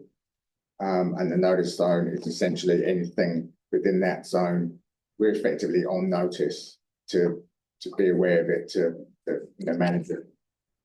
And then we talked about this last week with the residents. Yeah, it's very nice. Thanks very much. Simplified kind of diagram, but sort of doesn't relate to kind of real life situation, just to the orientation of the lines and through proximity and things, but it's really there to indicate what the zones are. And as you can imagine, big trees, we have narrow berms in a street environment. Those trees can get pretty close to those line and poles, and that's problematic, which is what we've got in Emmett Street. Okay, so yeah, I just did a cut and paste from one of the designs that we had. So we broke down the city into 10 areas, and then we worked through those, and some of those areas were a combination of streets. So typically in this area we had Emmett, Riselord, Jebson, Skipton, Aitchison as a sort of block of streets. And there's no trees shown on this plan, but it shows the network, the Orion network. Yeah. And one of the things, there isn't a street by street resolution in many cases because the line networks connect round corners to different junction boxes, etc., etc. So we had to look at it as an overview. Other streets around the city were quite simple, short connections, small streets, one tree here and there. But essentially we did design plans for all of them. And this here is just an example. So where we can see, I did bring my pointer up, but I didn't show it in that direction. Okay, so I get Emma in the face with my laser. But remember, we had the meeting here in this hall, and just across the road here, there was a tree. I'll show it up on the next slide, but here you can see there's a pole and a light, and this is the overhead lines here. And then there's over here, here's the sort of description of where it was done. And this, I can't, maybe you've got it on the screen, you can look closer. But essentially on that pole, what we're able to do is shift the main lines on the cross arm over 2 pins.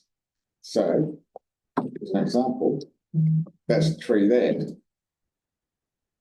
And so there's the pole there, sits right in the canopy of the tree.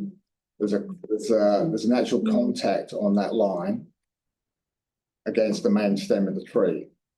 So if we weren't able to do anything with that, basically we would have to cut out that whole centre of the canopy, which would render the tree really unstable, and we'd probably have to remove it.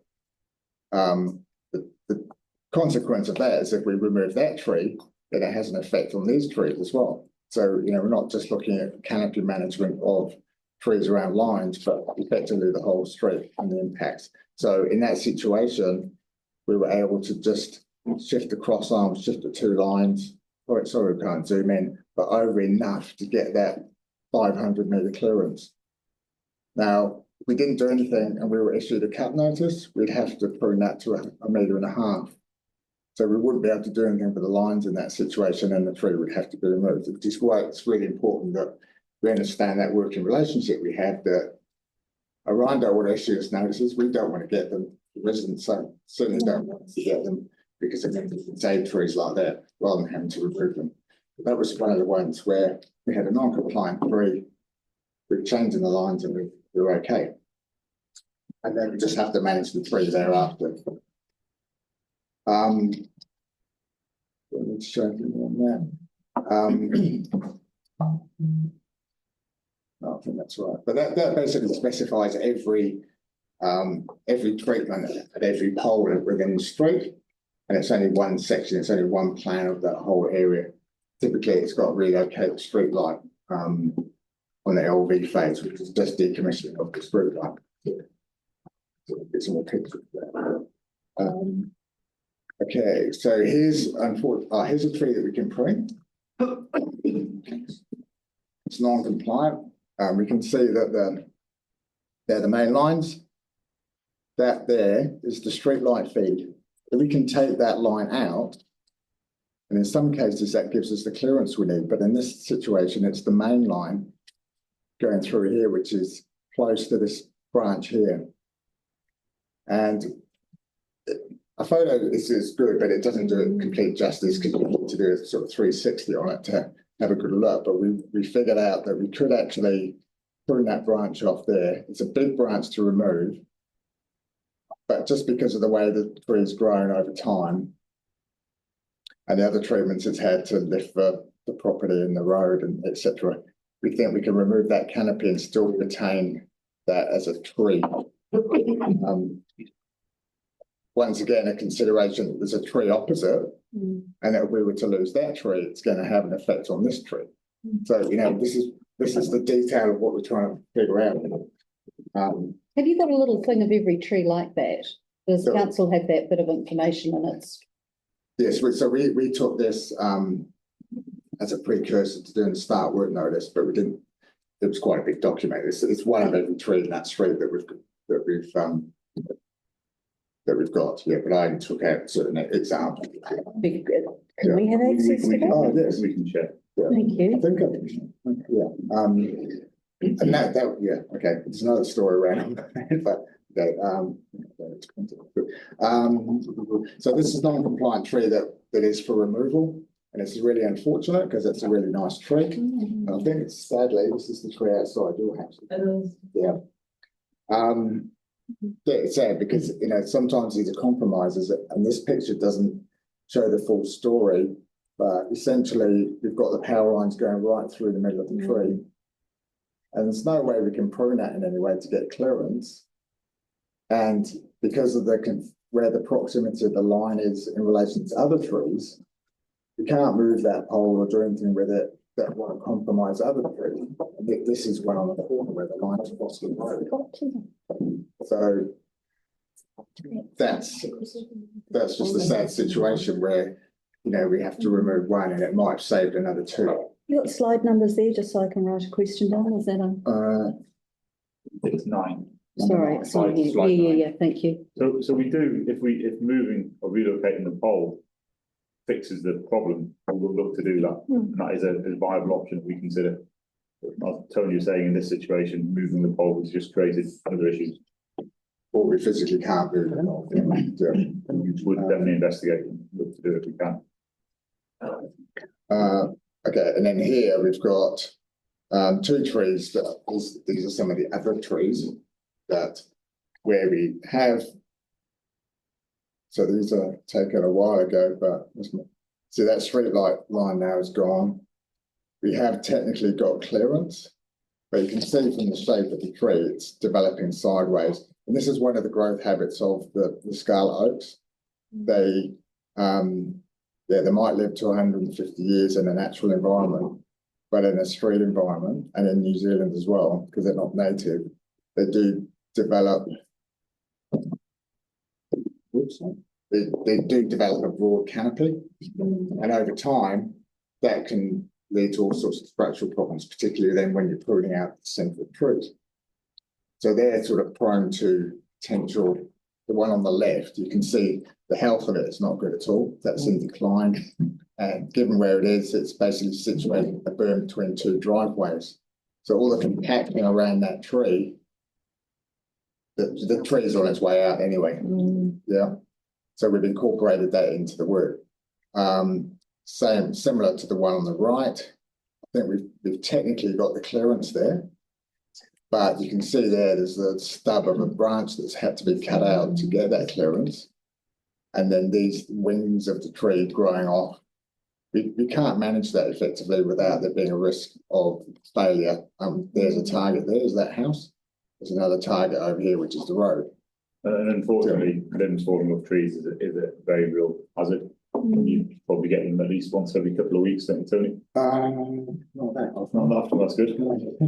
But yeah, fewer, yeah, definitely. Yeah, definitely. Maybe last week. Yeah. Well, there's been a phenomenal growth season this year. Normally, you know, typically we'd see trees on the left, a lot of trees suffering from that. We'd had a hot, dry summer. But we've had quite a cool, wetter summer, so we've had a lot of growth on canopies. And come to Gossip Street in a minute because that's the next example. So I'll whiz through it because I'm conscious of time. So I guess one of the questions is then, well, what are we doing about replacing these trees? You can see that they are quite wide berms. And so that looks positive. So we've got a draft base plan indicating where the underground services are. So yes, it might be a nice wide berm. We've got overhead services, but we've also got a lot in the ground as well. So the first thing we have to do is get a base plan with all the services, and then that will indicate where we've got some possible options. But the next step we'll be doing is plotting all those trees on it where we'll be looking at those removals. And whilst we're doing that, we can ground check the plan, so we can use GPR to check services, because plans aren't always that accurate. Again, looking at species selection, so we'll look around the neighbourhood to see what's growing, what might work well. There's some references in the questions about why are there new oak trees planted, and that's another historic thing which is I can't really answer. But we've got young oaks planted back under power lines, which isn't ideal. We might have to indicate what our options are on those for the future. But we've also introduced another tree of white beam, just because knowing the area and the soils and the microclimate, we don't always know what will grow best. So we've introduced that, and that seems to do okay. But generally, where we don't have overhead lines, because we're going to have that conflict again. So over March, we'll be finalising that plan, and then we can bring it back and circulate it for comment and see what people have to say about it. When we say circulate comment, we want to work with the community groups who are interested. We understand how big an impact this is, so we do want to. When we say finalise the plan, it doesn't mean it's going to be finalised. It's just it's a rough plan from us. We want to then work with the community and yourselves on finalising. Yes, yeah, we'll do the technical side of it, so finalise the technical design to then discuss options. Yep. And then just listening through that sort of Slater Street report and seeing how much work has gone into that, because it's just emphasising that yes, it's all, you know, because there were street trees on that as well. The context of where we're coming from, that this is an operational thing to deal with a compliance issue where that's a planned work because of available funding and other problems there. But essentially, yeah, we'll have a planting plan that we'll consult on. So our planning season is starts in May through to August. So hopefully, we're in good time to get that round, comment, species appropriate, they're available. You know, sometimes trees aren't available for the year that you want to plant them. You have to order them for the following year. So have you caught up on that? Because there was a stage there a few years ago where there was huge backlog. There were industry problems with Not an issue now. Still a bit of an issue. The council has its own nursery, and there are expert nursery growers. They grow on trees, and we generally order what's supplied. But looking ahead for strategic vision, okay, we want to somehow try and determine what trees we want in, so that the whole climate change planning, it's a bit of a catch-22, really. Yeah. But generally, we do have enough numbers in the nurseries, just whether we've got the right numbers of the right species at the right time for everything. Yeah. But hopefully this is a priority project and should be first in the queue. Because at this time of year now we're correlating our plant plans for all of our other plants. So here's the draft plan that I'm sort of referring to. Again, it's just a cut and paste from one section, which is the where it joins Aqua Bridge Road at the top end. So this section of the street doesn't actually have any trees in at the moment. And it was just a coincidence that I chose this. But the draftsperson has plotted on existing trees. There was just one tree over there. Not sure exactly what that is, but that's not one of the ones that's part of this project. And there's two up here on. These would be in Aqua Street Bridge Road catchment rather than the street, but they still contribute to the streetscape.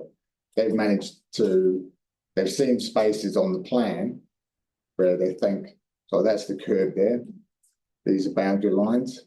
So between the curb and boundary line, you can see that we've got enable cables. This is probably one of our biggest restraints for planting, because typically they're put in at the edge of the berm.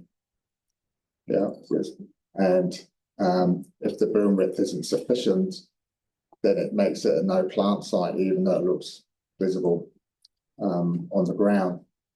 On the other side of the road, there's a sewer that goes, or wastewater, through the middle of the street. People have talked about doing things in the middle of the street, but that would be one of our restraints there. We've got water supply. We've got lots of telecommunications. I don't think there's any gas in the street. Sometimes Orion has HV cables in the street as well. So on that, what is the east side, there's a lot of services in that berm between curb and boundary, and that's why the draftsperson, they haven't indicated any planting sites there, but we can't plant. Hopefully we can get these ones in, but we'll have to ground check them to see. So, that's a typical, that will be throughout the whole street. So that's one of our problems. But we'll do what we can. And then, and then where we have got these trees, PP, that's our overhead power line. So, we'll be planting potentially under the power lines there, which means it's only going to be a small tree. And that's the real difficulty we have in these streets, is so much going on, and trees in is a real challenge. But we do have to, we've got an obligation to, under our policies, to plant 2 as a minimum every tree we remove. So yeah, that is the bigger part of the challenge, really. Part of that is about providing canopy. Right. Okay. And that's why we said 2 as a minimum. It's not just 2 trees, it's 2 as a minimum. So more trees we can plant, the better. Obviously, they're not going to be the same size as what's there at the moment. Where we've looked at 2, there's 3 locations on there potentially for new trees. Again, they're under the power lines. We don't want to end up in the same position we're in now for 20 years in the future. But the replacement trees don't need to be in the same place. They can go. No. So we just need to be a bit conscious of that. In terms of next steps, we need to try and rearrange dates and everybody to put stuff in. As soon as we get any indication of those dates getting firmed up, we need to communicate them to everybody concerned.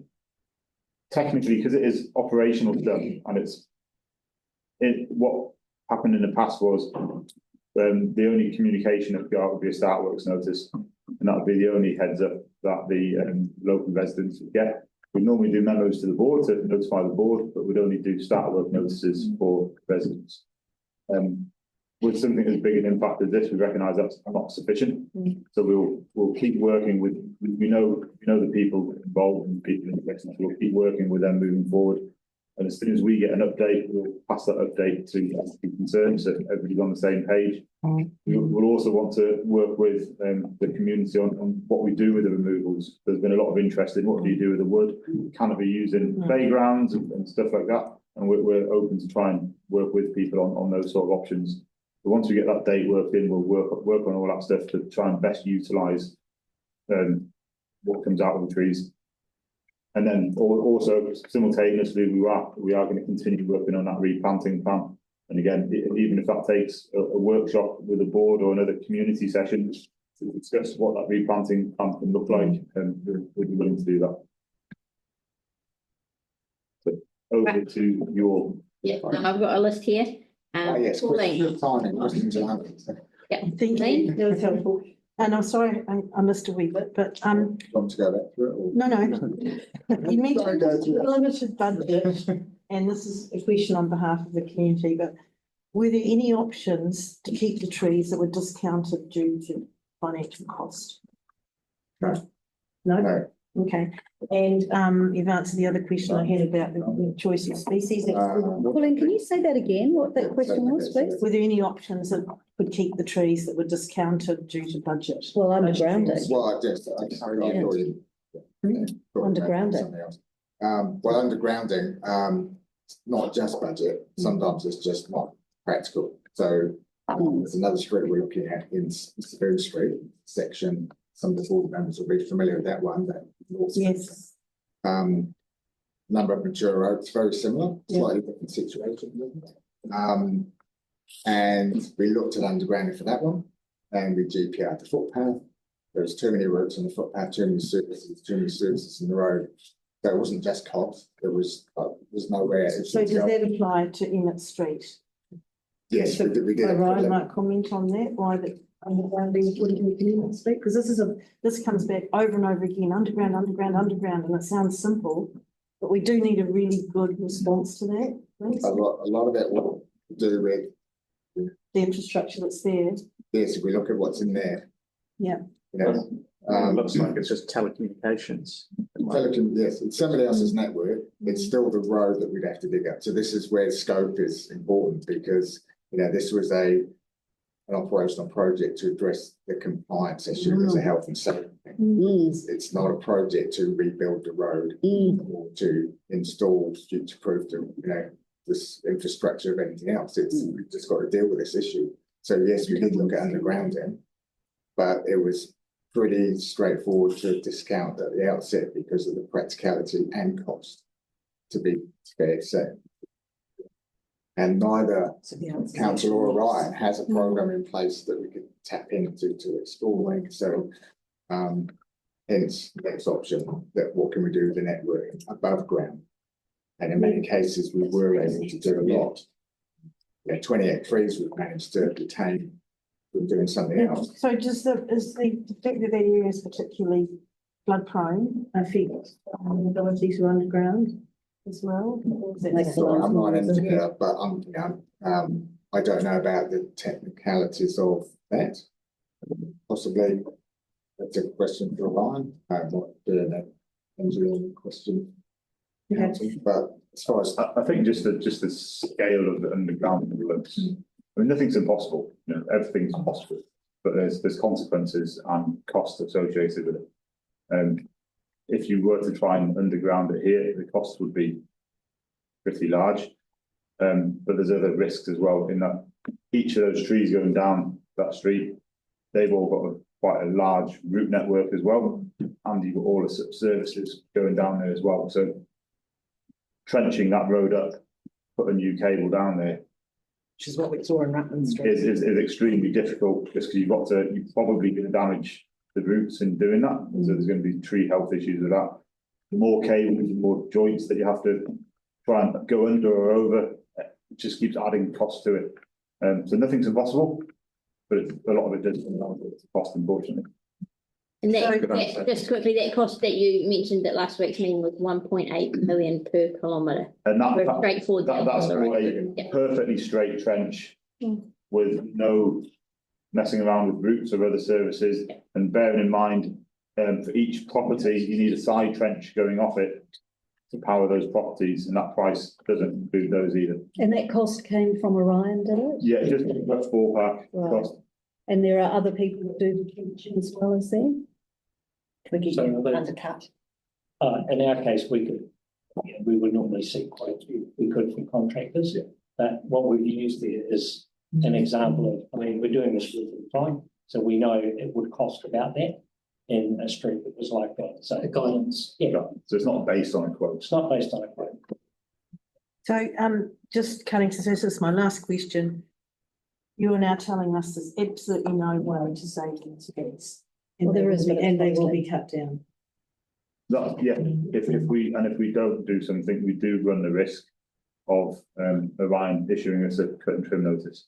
But we haven't got to that stage yet because we're working in that sort of relationship that we have to try and find other solutions, and they've given us the time to do that. Yeah, and take the community role with us. But we just, and you're saying really clear messaging to give to our community now, and many of them will be watching this and watching it later, but we need clear messaging here because if there's absolutely no way, we can't have people holding out hope that there's something we can do when there absolutely isn't. Can we be really clear though, that there is an option here, but it is about cost. And I'm not saying that that is an option because we don't have the money, but can we be really transparent on this, that if there was a bottomless pit of money, I'm sorry, I don't want to jump on your question time. If money wasn't an issue and the grounding did allow you to do it, and it sounds like you haven't done that investigative work, and it sounds like you haven't done it because cutting the trees down was the way to go. If you forgive me, that's what it sounds like. It was the way to go because it was going to be cost prohibitive. If you had the money, this could be done. I just want to be really clear on that. Yeah, I think if you have the money, you can do anything. Right, thank you. I just want, simple terms. Okay, but thank it's you. not in this situation. It's not practical. And sorry, Councillor Cotter, to your question earlier, this is the only option here that's left on the only practical and reasonable option that's left on the table for us.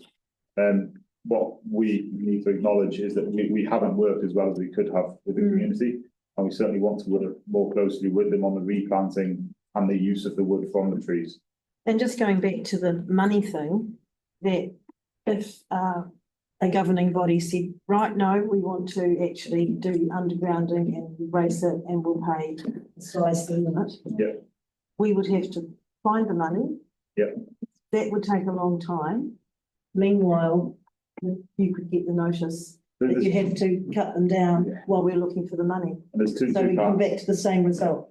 And the other thing is, I mean, thankfully nothing's happened. There's been no issues there, which is good. But they're a living asset, and things could happen at any time. We do have other trees that seem perfectly healthy. And I forgive my quote earlier, but I think between now and Christmas, we've had quite a few limbs fall off. That's where my 2 week came from, but obviously it's not that often. We have Two in 1 week. Yeah, Not every week. But limbs and things do fall off trees. Yeah, so that's what I'm There is trying a to make risk. here, though, is that even if we did say we want to do the expensive option, we would need to find, the council would need to find the money, and that doesn't come quickly or easily. And in the meantime, we're back to square one where the trees are breaching the electricity regulations. And the longer they're in breach, it's not just the breach, it's the risk that they impose by Yes. being in breach. So we're going back to the hazards that exist, and the risks and responsibilities of managing them. I guess then when it comes down to individual trees, we would we've got a cut notice. As I say, that tree has gone, so we have to clear 1.5 metres, which then impacts on the other trees. That tree would probably have to go, so we wouldn't get a 1.5 clearance. We're going to have to remove that anyway. These trees, we're probably going to have to remove anyway, regardless. So we could move heaven and earth and spend a lot of money to underground, but it's still not going to save some trees. We've indicated there's a few that we've put in for the because, hearing what people are saying about is it a creeping thing, yes, or is it a one-off? Yes, yeah, it's a big scale, and the numbers, 20 trees to be removed, but we've saved 28 out of the 45 that are non-compliant. So it's sort of. But will there be more in the future, or can well, quite possibly, because there's still going to be trees that, regardless of the lines, are going to end up like they're going to deteriorate health. So I don't know quite how to answer that question. It's not intended. No, but that came up with the community meeting. Where's the succession plan? I think that's a good opportunity to look at that. But it's different ways to manage it, because we could go, and I think this is probably what we might have to do. This one, put in place in indicate trees of concern. Yes. And what we're doing to. Yeah, so people are fully aware that in the next 1, 2, 5, 10 years, there's probably trees that need to be removed. Or we could do it, in a forestry situation, you can clear fell, or you can selectively log tree, So we can try and retain the canopy by having trees growing up. Longer term as well, if in 10 years' time, we get to a situation where we have a few hundred trees that are non-compliant and we need to reinitiate this type of project, that's almost the time where we need to say, actually, do we want to try and get more money for it? Do you want to make it an LTP line item? I hope we're doing it before then. I know, but yes, that's what, but there is, at the moment, this is a current project that we need to act on, but longer term. Just going back to that LTP, you need to tell us if you need what you need, because the whole city and the people of Christchurch have put trees right up there with water. And I've said to many people, I think Tony's the last person who wants to remove trees. Yeah, I know. Thank you. Right, Victoria. Apologies, I wasn't at the community meeting with a conflict, so if my question has already been dealt with in the community meeting, I'm sure my colleagues will shut me down. I know we're here for sites specific with Edmonton and Ryselaw, but the obvious thing to me is that these trees haven't grown overnight. Well, the regulations have been in place since 2003. Your program's only been going since 2021. What on earth have we been doing since 2003? How are we in this position because we've had a lack of a maintenance program? No. And how do we ensure as governors that we're not going to be in this position again going forward? That's what I'm concerned about, is continuous process improvement. We have a maintenance program. So the other 5,000 trees that we're maintaining annually, we maintain. This is the too hard basket. I've been in transport now 6 years, and when I came into transport, I realised this was going to be a hard basket, and and then we've talked with Ryan and how we're going to deal with it, because it's got to be resolved. We can't just keep deferring it and not addressing the problem. And then talking with Ryan, they're saying, well, it's not just tree and line conflicts. I can see that the lines start doing But Tony, is it because of the species of the tree that was planted? Because you can't really maintain them, can you? Not really. Okay, so that's the next question then. Is there some assurances going forward that we're not going to plant the sorts of trees that are going to require us to do that going forward? So we're not doing that anymore. Yeah, so we have a conflict there that we want to grow new Canopy. canopy, but we can't plant oak trees in the power. But you've got a park Yeah, I right understand. next door. So, Yes. Because we had a classic one in Allard Street, where that the same thing, I think they were elders or something. So they took them all down a few years ago and put in flowering cherries. So to keep them under the power lines quite easily, and it looks really beautiful. I'm not saying it's the only species, but staff are really aware now. A bit more aware. So the final question for me is around our particular board area. You've said you've got 170 of these trees left. Do you know where they are? Are any of those in our board area? Some of them are, yes. Okay, and do you have a plan for each of those? Like you've got a plan for this, and will you share it with us? This is the worst case street that we've had to deal with in terms of. I know, but scale, everybody loves their trees. Numbers of trees in the street, and size and etc. So we fully acknowledge it, Notwithstanding a lot of those, as we speak, some of those have been dealt with. So that list is decreasing all the time. I mean, just this week we've taken a tree out in another area. Yeah, and we resolved that issue. Now we're in this area. The lines contractors removing that street line. So that's fixing the problem for some of these trees already. So by the end of this month, that 100% could be 100.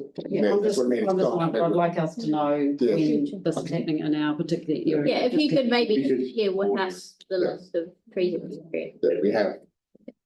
I mean, I can tell you now, we've still got Dudley Street to resolve. We've started on that, and some minor works to do on that street.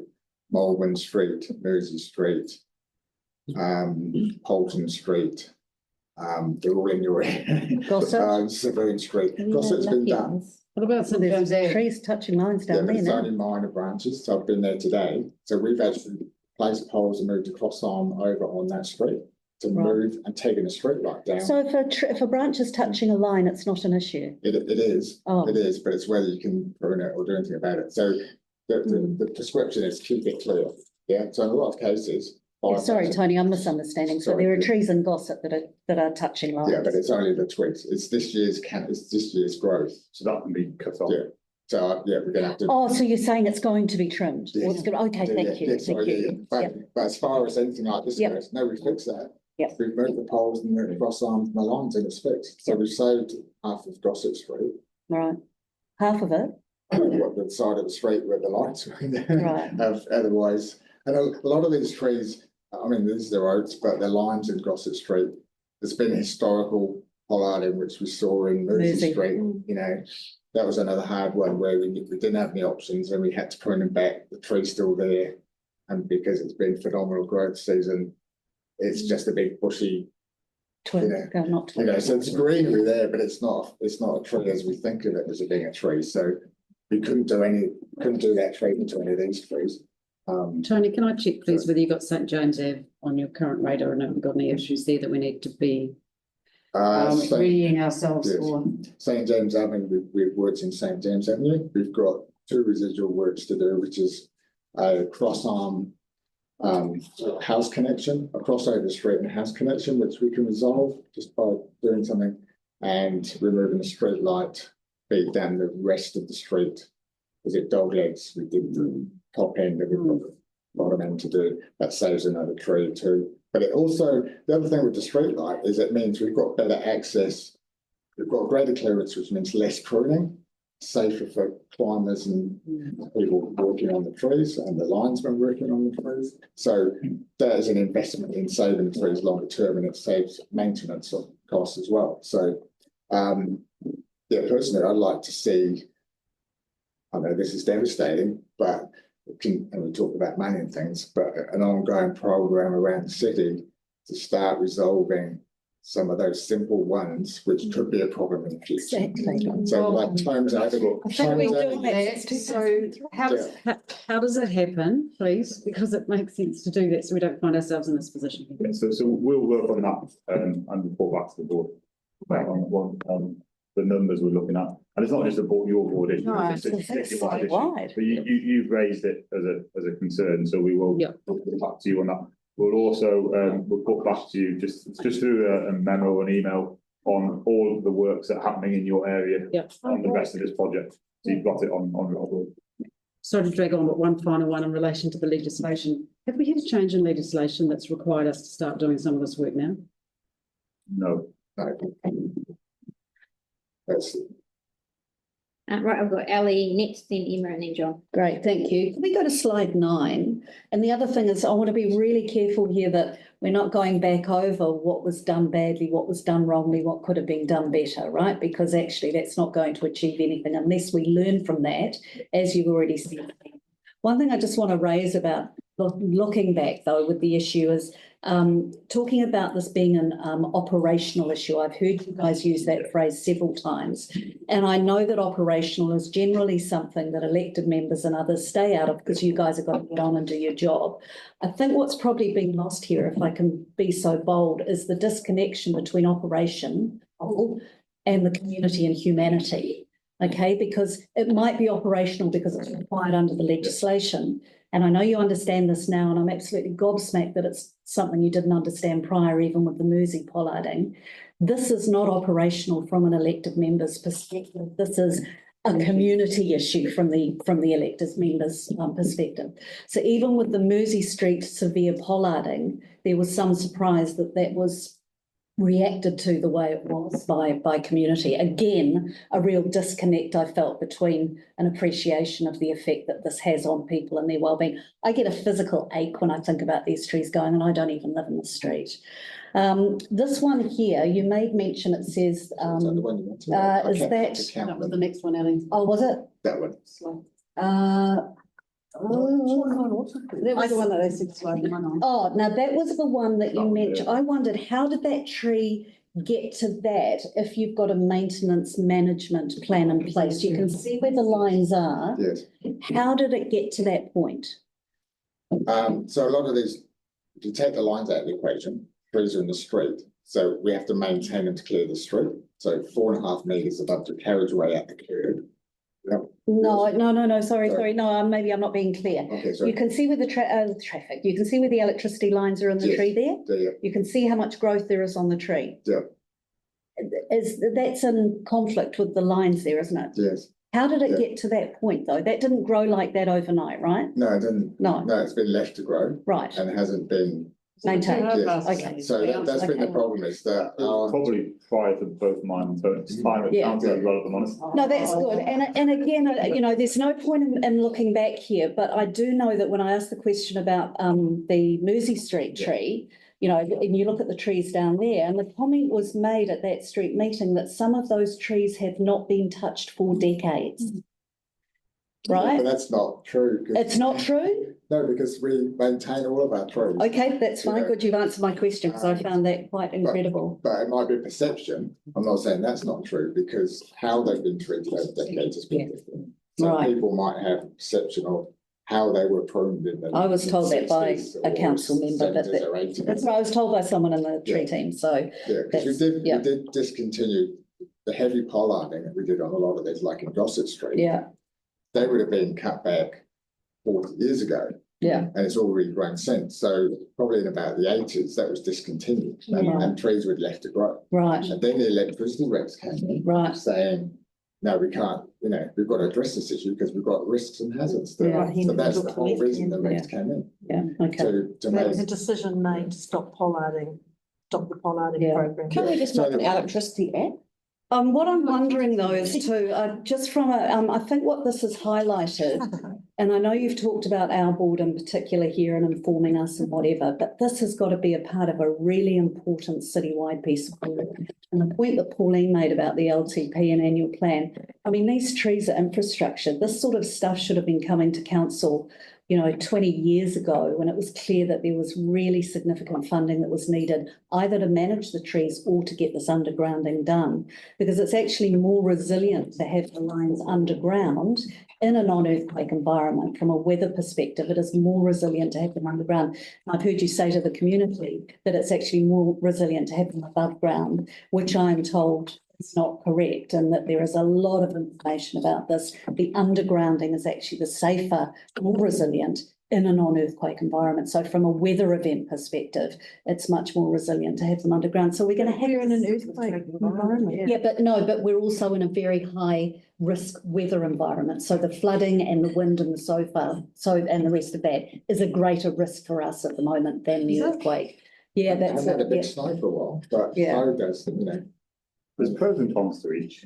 No, I know, Stephen, but I understand from some people in Orion I've been speaking to as well as the And the research. big thing is when if you're talking retrospectively installing undergrounding, that's another level of challenge again. Yeah. So it's easier to put it in a new subdivision. Yeah, unfortunately, what we're seeing is that there's a lot of this undergrounding in some of the very high socioeconomic areas of Christchurch. We've got a very deprived, I nearly said depraved, ladies, a very deprived part of the city that doesn't have a high trust of the city council because of flooding and issues there as well. So this is a really hard thing for these guys to be managing. And when you drive down Heaton Street and some of the parts of Fendleton with the undergrounding there and the beautiful huge trees, you can't help but wonder whether this is fair. And I've never been someone to subscribe to a bias on a socioeconomic perspective or from that perspective at all, but that's how it might be perceived. So what I want to ask is, what will you be doing, if anything, now as a result of this, going forward from a treat the trees like an important part of our infrastructure, make sure we've got funding that is asked for through the LTP and annual plan processes through councillors, and giving this more visibility rather than it just being considered operational and you get on with the legislative requirements? So the first part is finishing the project. Right. And then the second part is doing a complete stock take of where we are, what's going to be coming up in the future, analysing that and then basing a plan around that. Across the city, Steve? Across the city, right. across the city. And what sort of timeframes do you think you need for that? Because it sounds like a big piece of work. It's a big piece of work. It's not going to be something that's done overnight. I couldn't say. Okay. But that will be a big piece of work. The result of that will be what we need to make sure we maintain compliance. Now, by the end of this project, we should have compliance. What do we then need to do to maintain it? And what's it going to cost to maintain it? Yeah, okay. One last question. Would it be difficult and or expensive to get some sort of visual render done so that the community can see what the streets are going to look like with those trees removed? I know that often there are renders done when there are plantings done and you can see how a street's going to look or an environment's going to look with plantings in. Is there anything you can do to show that? Because I think it's going to be a hell of a shock for people once those trees go. Is there any way that some visual could be done? I can't answer that personally, but Sure. we can go back and ask for the people. Could we, it's through the board, because it can't just come from me, is it something the board would support so that people have an idea of what they're going to be presented with? Because they're going to be sad a couple of days before. Well, I just think it might, well, maybe we ask the community. Longer. Maybe we ask the community if it'll help, and if it I think doesn't. people can probably imagine, but I don't think they can. I think it's been a huge shock. just to help with the event, wasn't there? The day before. Which we can follow up with. What was that, Pauline? Oh, goodbye. The community questions that came through, they want to hold a street party to say goodbye to the. Right, oh my God, I'll cry. Yeah. That'd be good. So just But no, the just on that, good will live on. just on that, that's maybe something we can help with from a traffic management point of view as well. If you do want to do a type of street party, to do that, you obviously need to close the street, and normally there's a whole load of. They know how to close a street. I know, but to do it like legally, there's a whole load of bureaucratic stuff that you have to say that on the record. There's a whole load of stuff you need to go through, put it that way, but we can probably help you with that. That's exactly what they asked for. Yeah. Thank you. Great. I know the way around that. Yeah. Just ask me. Great, thank you. There is a way. Any more questions, Ellie? No, that's fine, thank No, you. and then John. Okay, first of all, thank you for mentioning the tree growth this year, because it is incredible. Going up Memorial Ave, the trees are right over the road, and it's like, it's grown so much this year. It's just incredible. So, and again, we're dealing with that. As well, aren't they? Yes, they are. They certainly are. Just a couple of things. Do you know what difference this makes to the total tree canopy in Shirley area? In a sort of quantitative. Percentage wise, yeah, we've got a percentage. That's one of our challenges, that our data is okay. It's not perfect. What are we, 17% in it? Is that right? In terms of the urban forest plan and that data. I mean, significant when you live in the street. Oh, absolutely. I realise that it's significant for the residents around it. I'm talking about the whole community and Of what, the street. Shirley or inner Shirley? Shirley. Shirley area. But Yeah, then- that's yeah. probably quite well treed, actually. You've got McFarlane Park and you've got. Looking back from it, I mean, there's just numbers of trees, so you could say, well, it's a third of the trees that we're going to have to remove. So sorry, they're non-compliant, but it's only, was it 20 out of 150 trees in the street? I think we're just looking for a percentage of what what's the that? reduction of the canopy is. The tree Yeah, canopy. I'm just interested in the fact if we're monitoring, what actually the effect that has on that area.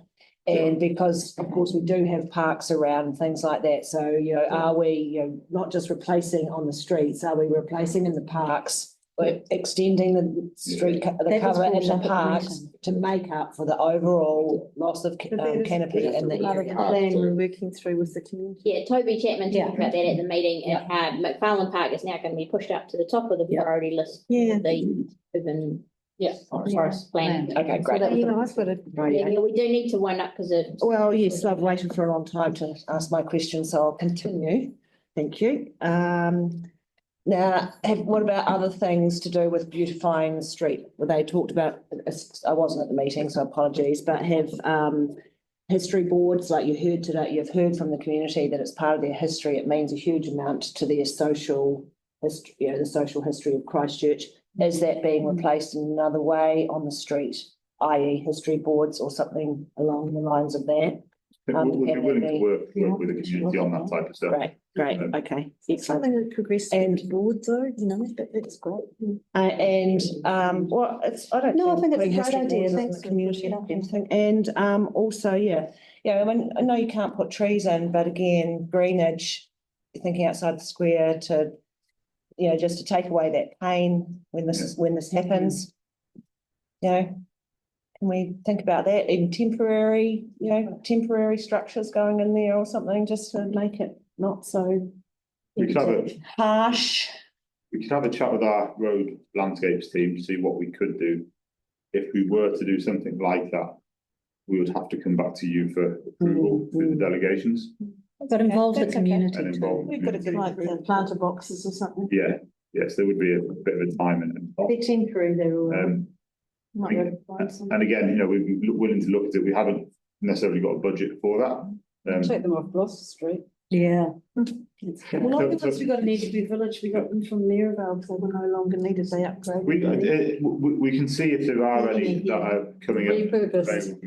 And then quite often that does happen because a lot of them go in for a temporary scheme. Yes. And then what happens Come to out, after that, I don't know. But we can try and find out because we have relocated them. Tony doesn't have a budget for this sort of stuff, and we don't really have any other budgets that we could use for that.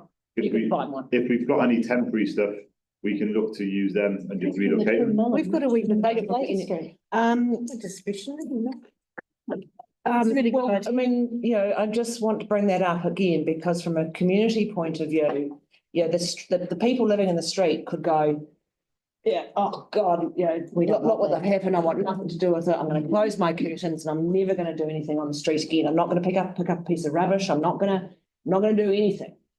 But it also could be, like by the way we do it, we could turn it around and actually have the people in the street actually going, okay, we've been given these plant boxes, I'll go and water them, make sure they're going, and actually, increase that community connection rather than break it. So what I'd say is, and I'm probably not the best to speak to this, is we could, if there's some planter boxes that we can relocate, that's something we could probably do quite easily.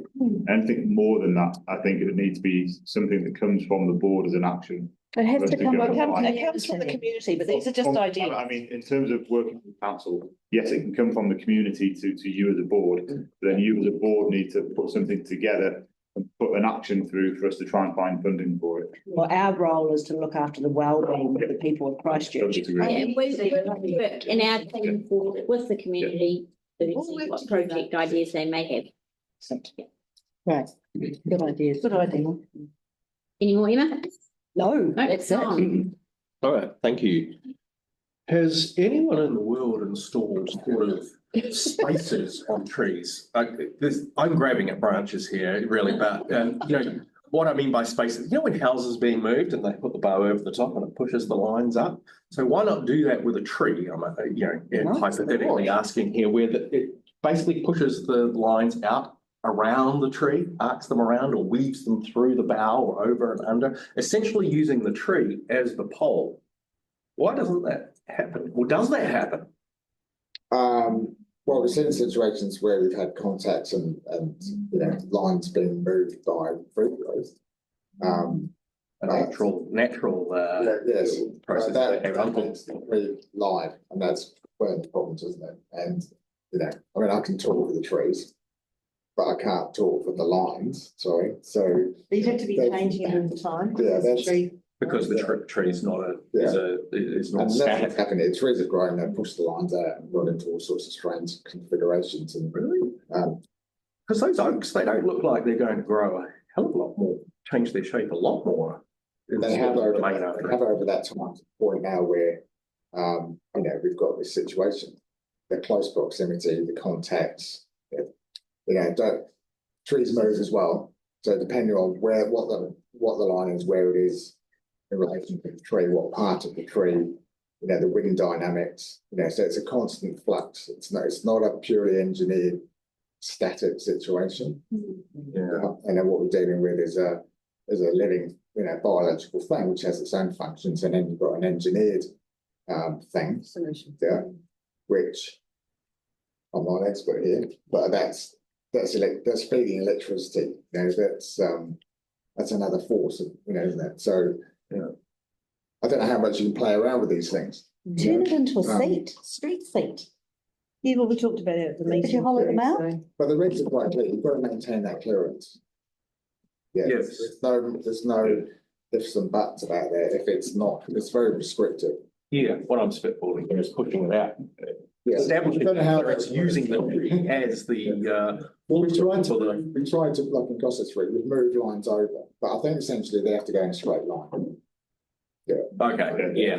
Sure, it's not something we're aware of as a solution. Sure. Yeah. I mean, it's probably one of those things. If it could be done, it would be done. Engineered solution, so it has to be a recognised energy designed fit for purpose.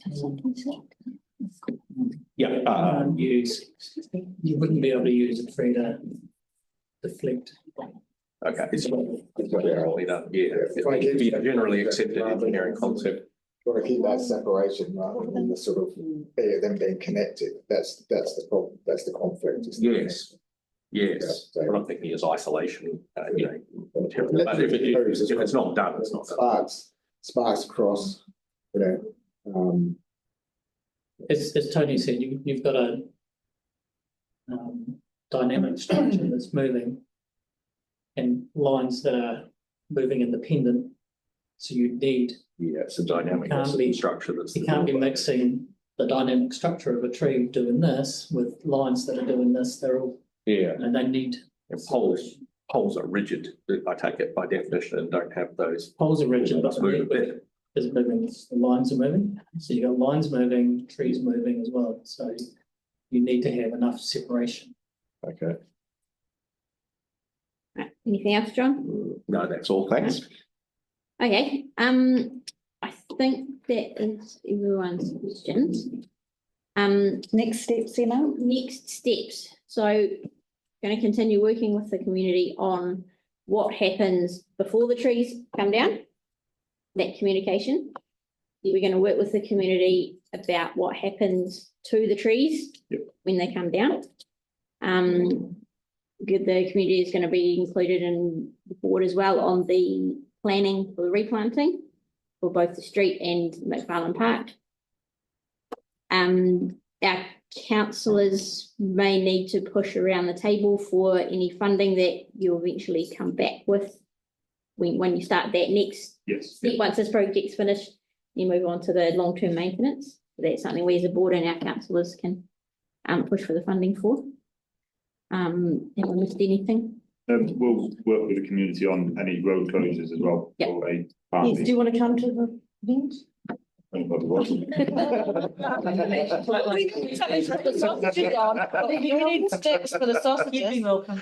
no, well, great. We'll leave it there for today. But I do want to thank you all for taking the time, not just today, but those community meetings as well, and for engaging with us and and that way, and hopefully, yeah, we can make progress moving forward. Perfect. Thank Thank you you. very much, everyone. And thank you, Stephen. Cheers. Thanks, Tony. Thank you. Oh.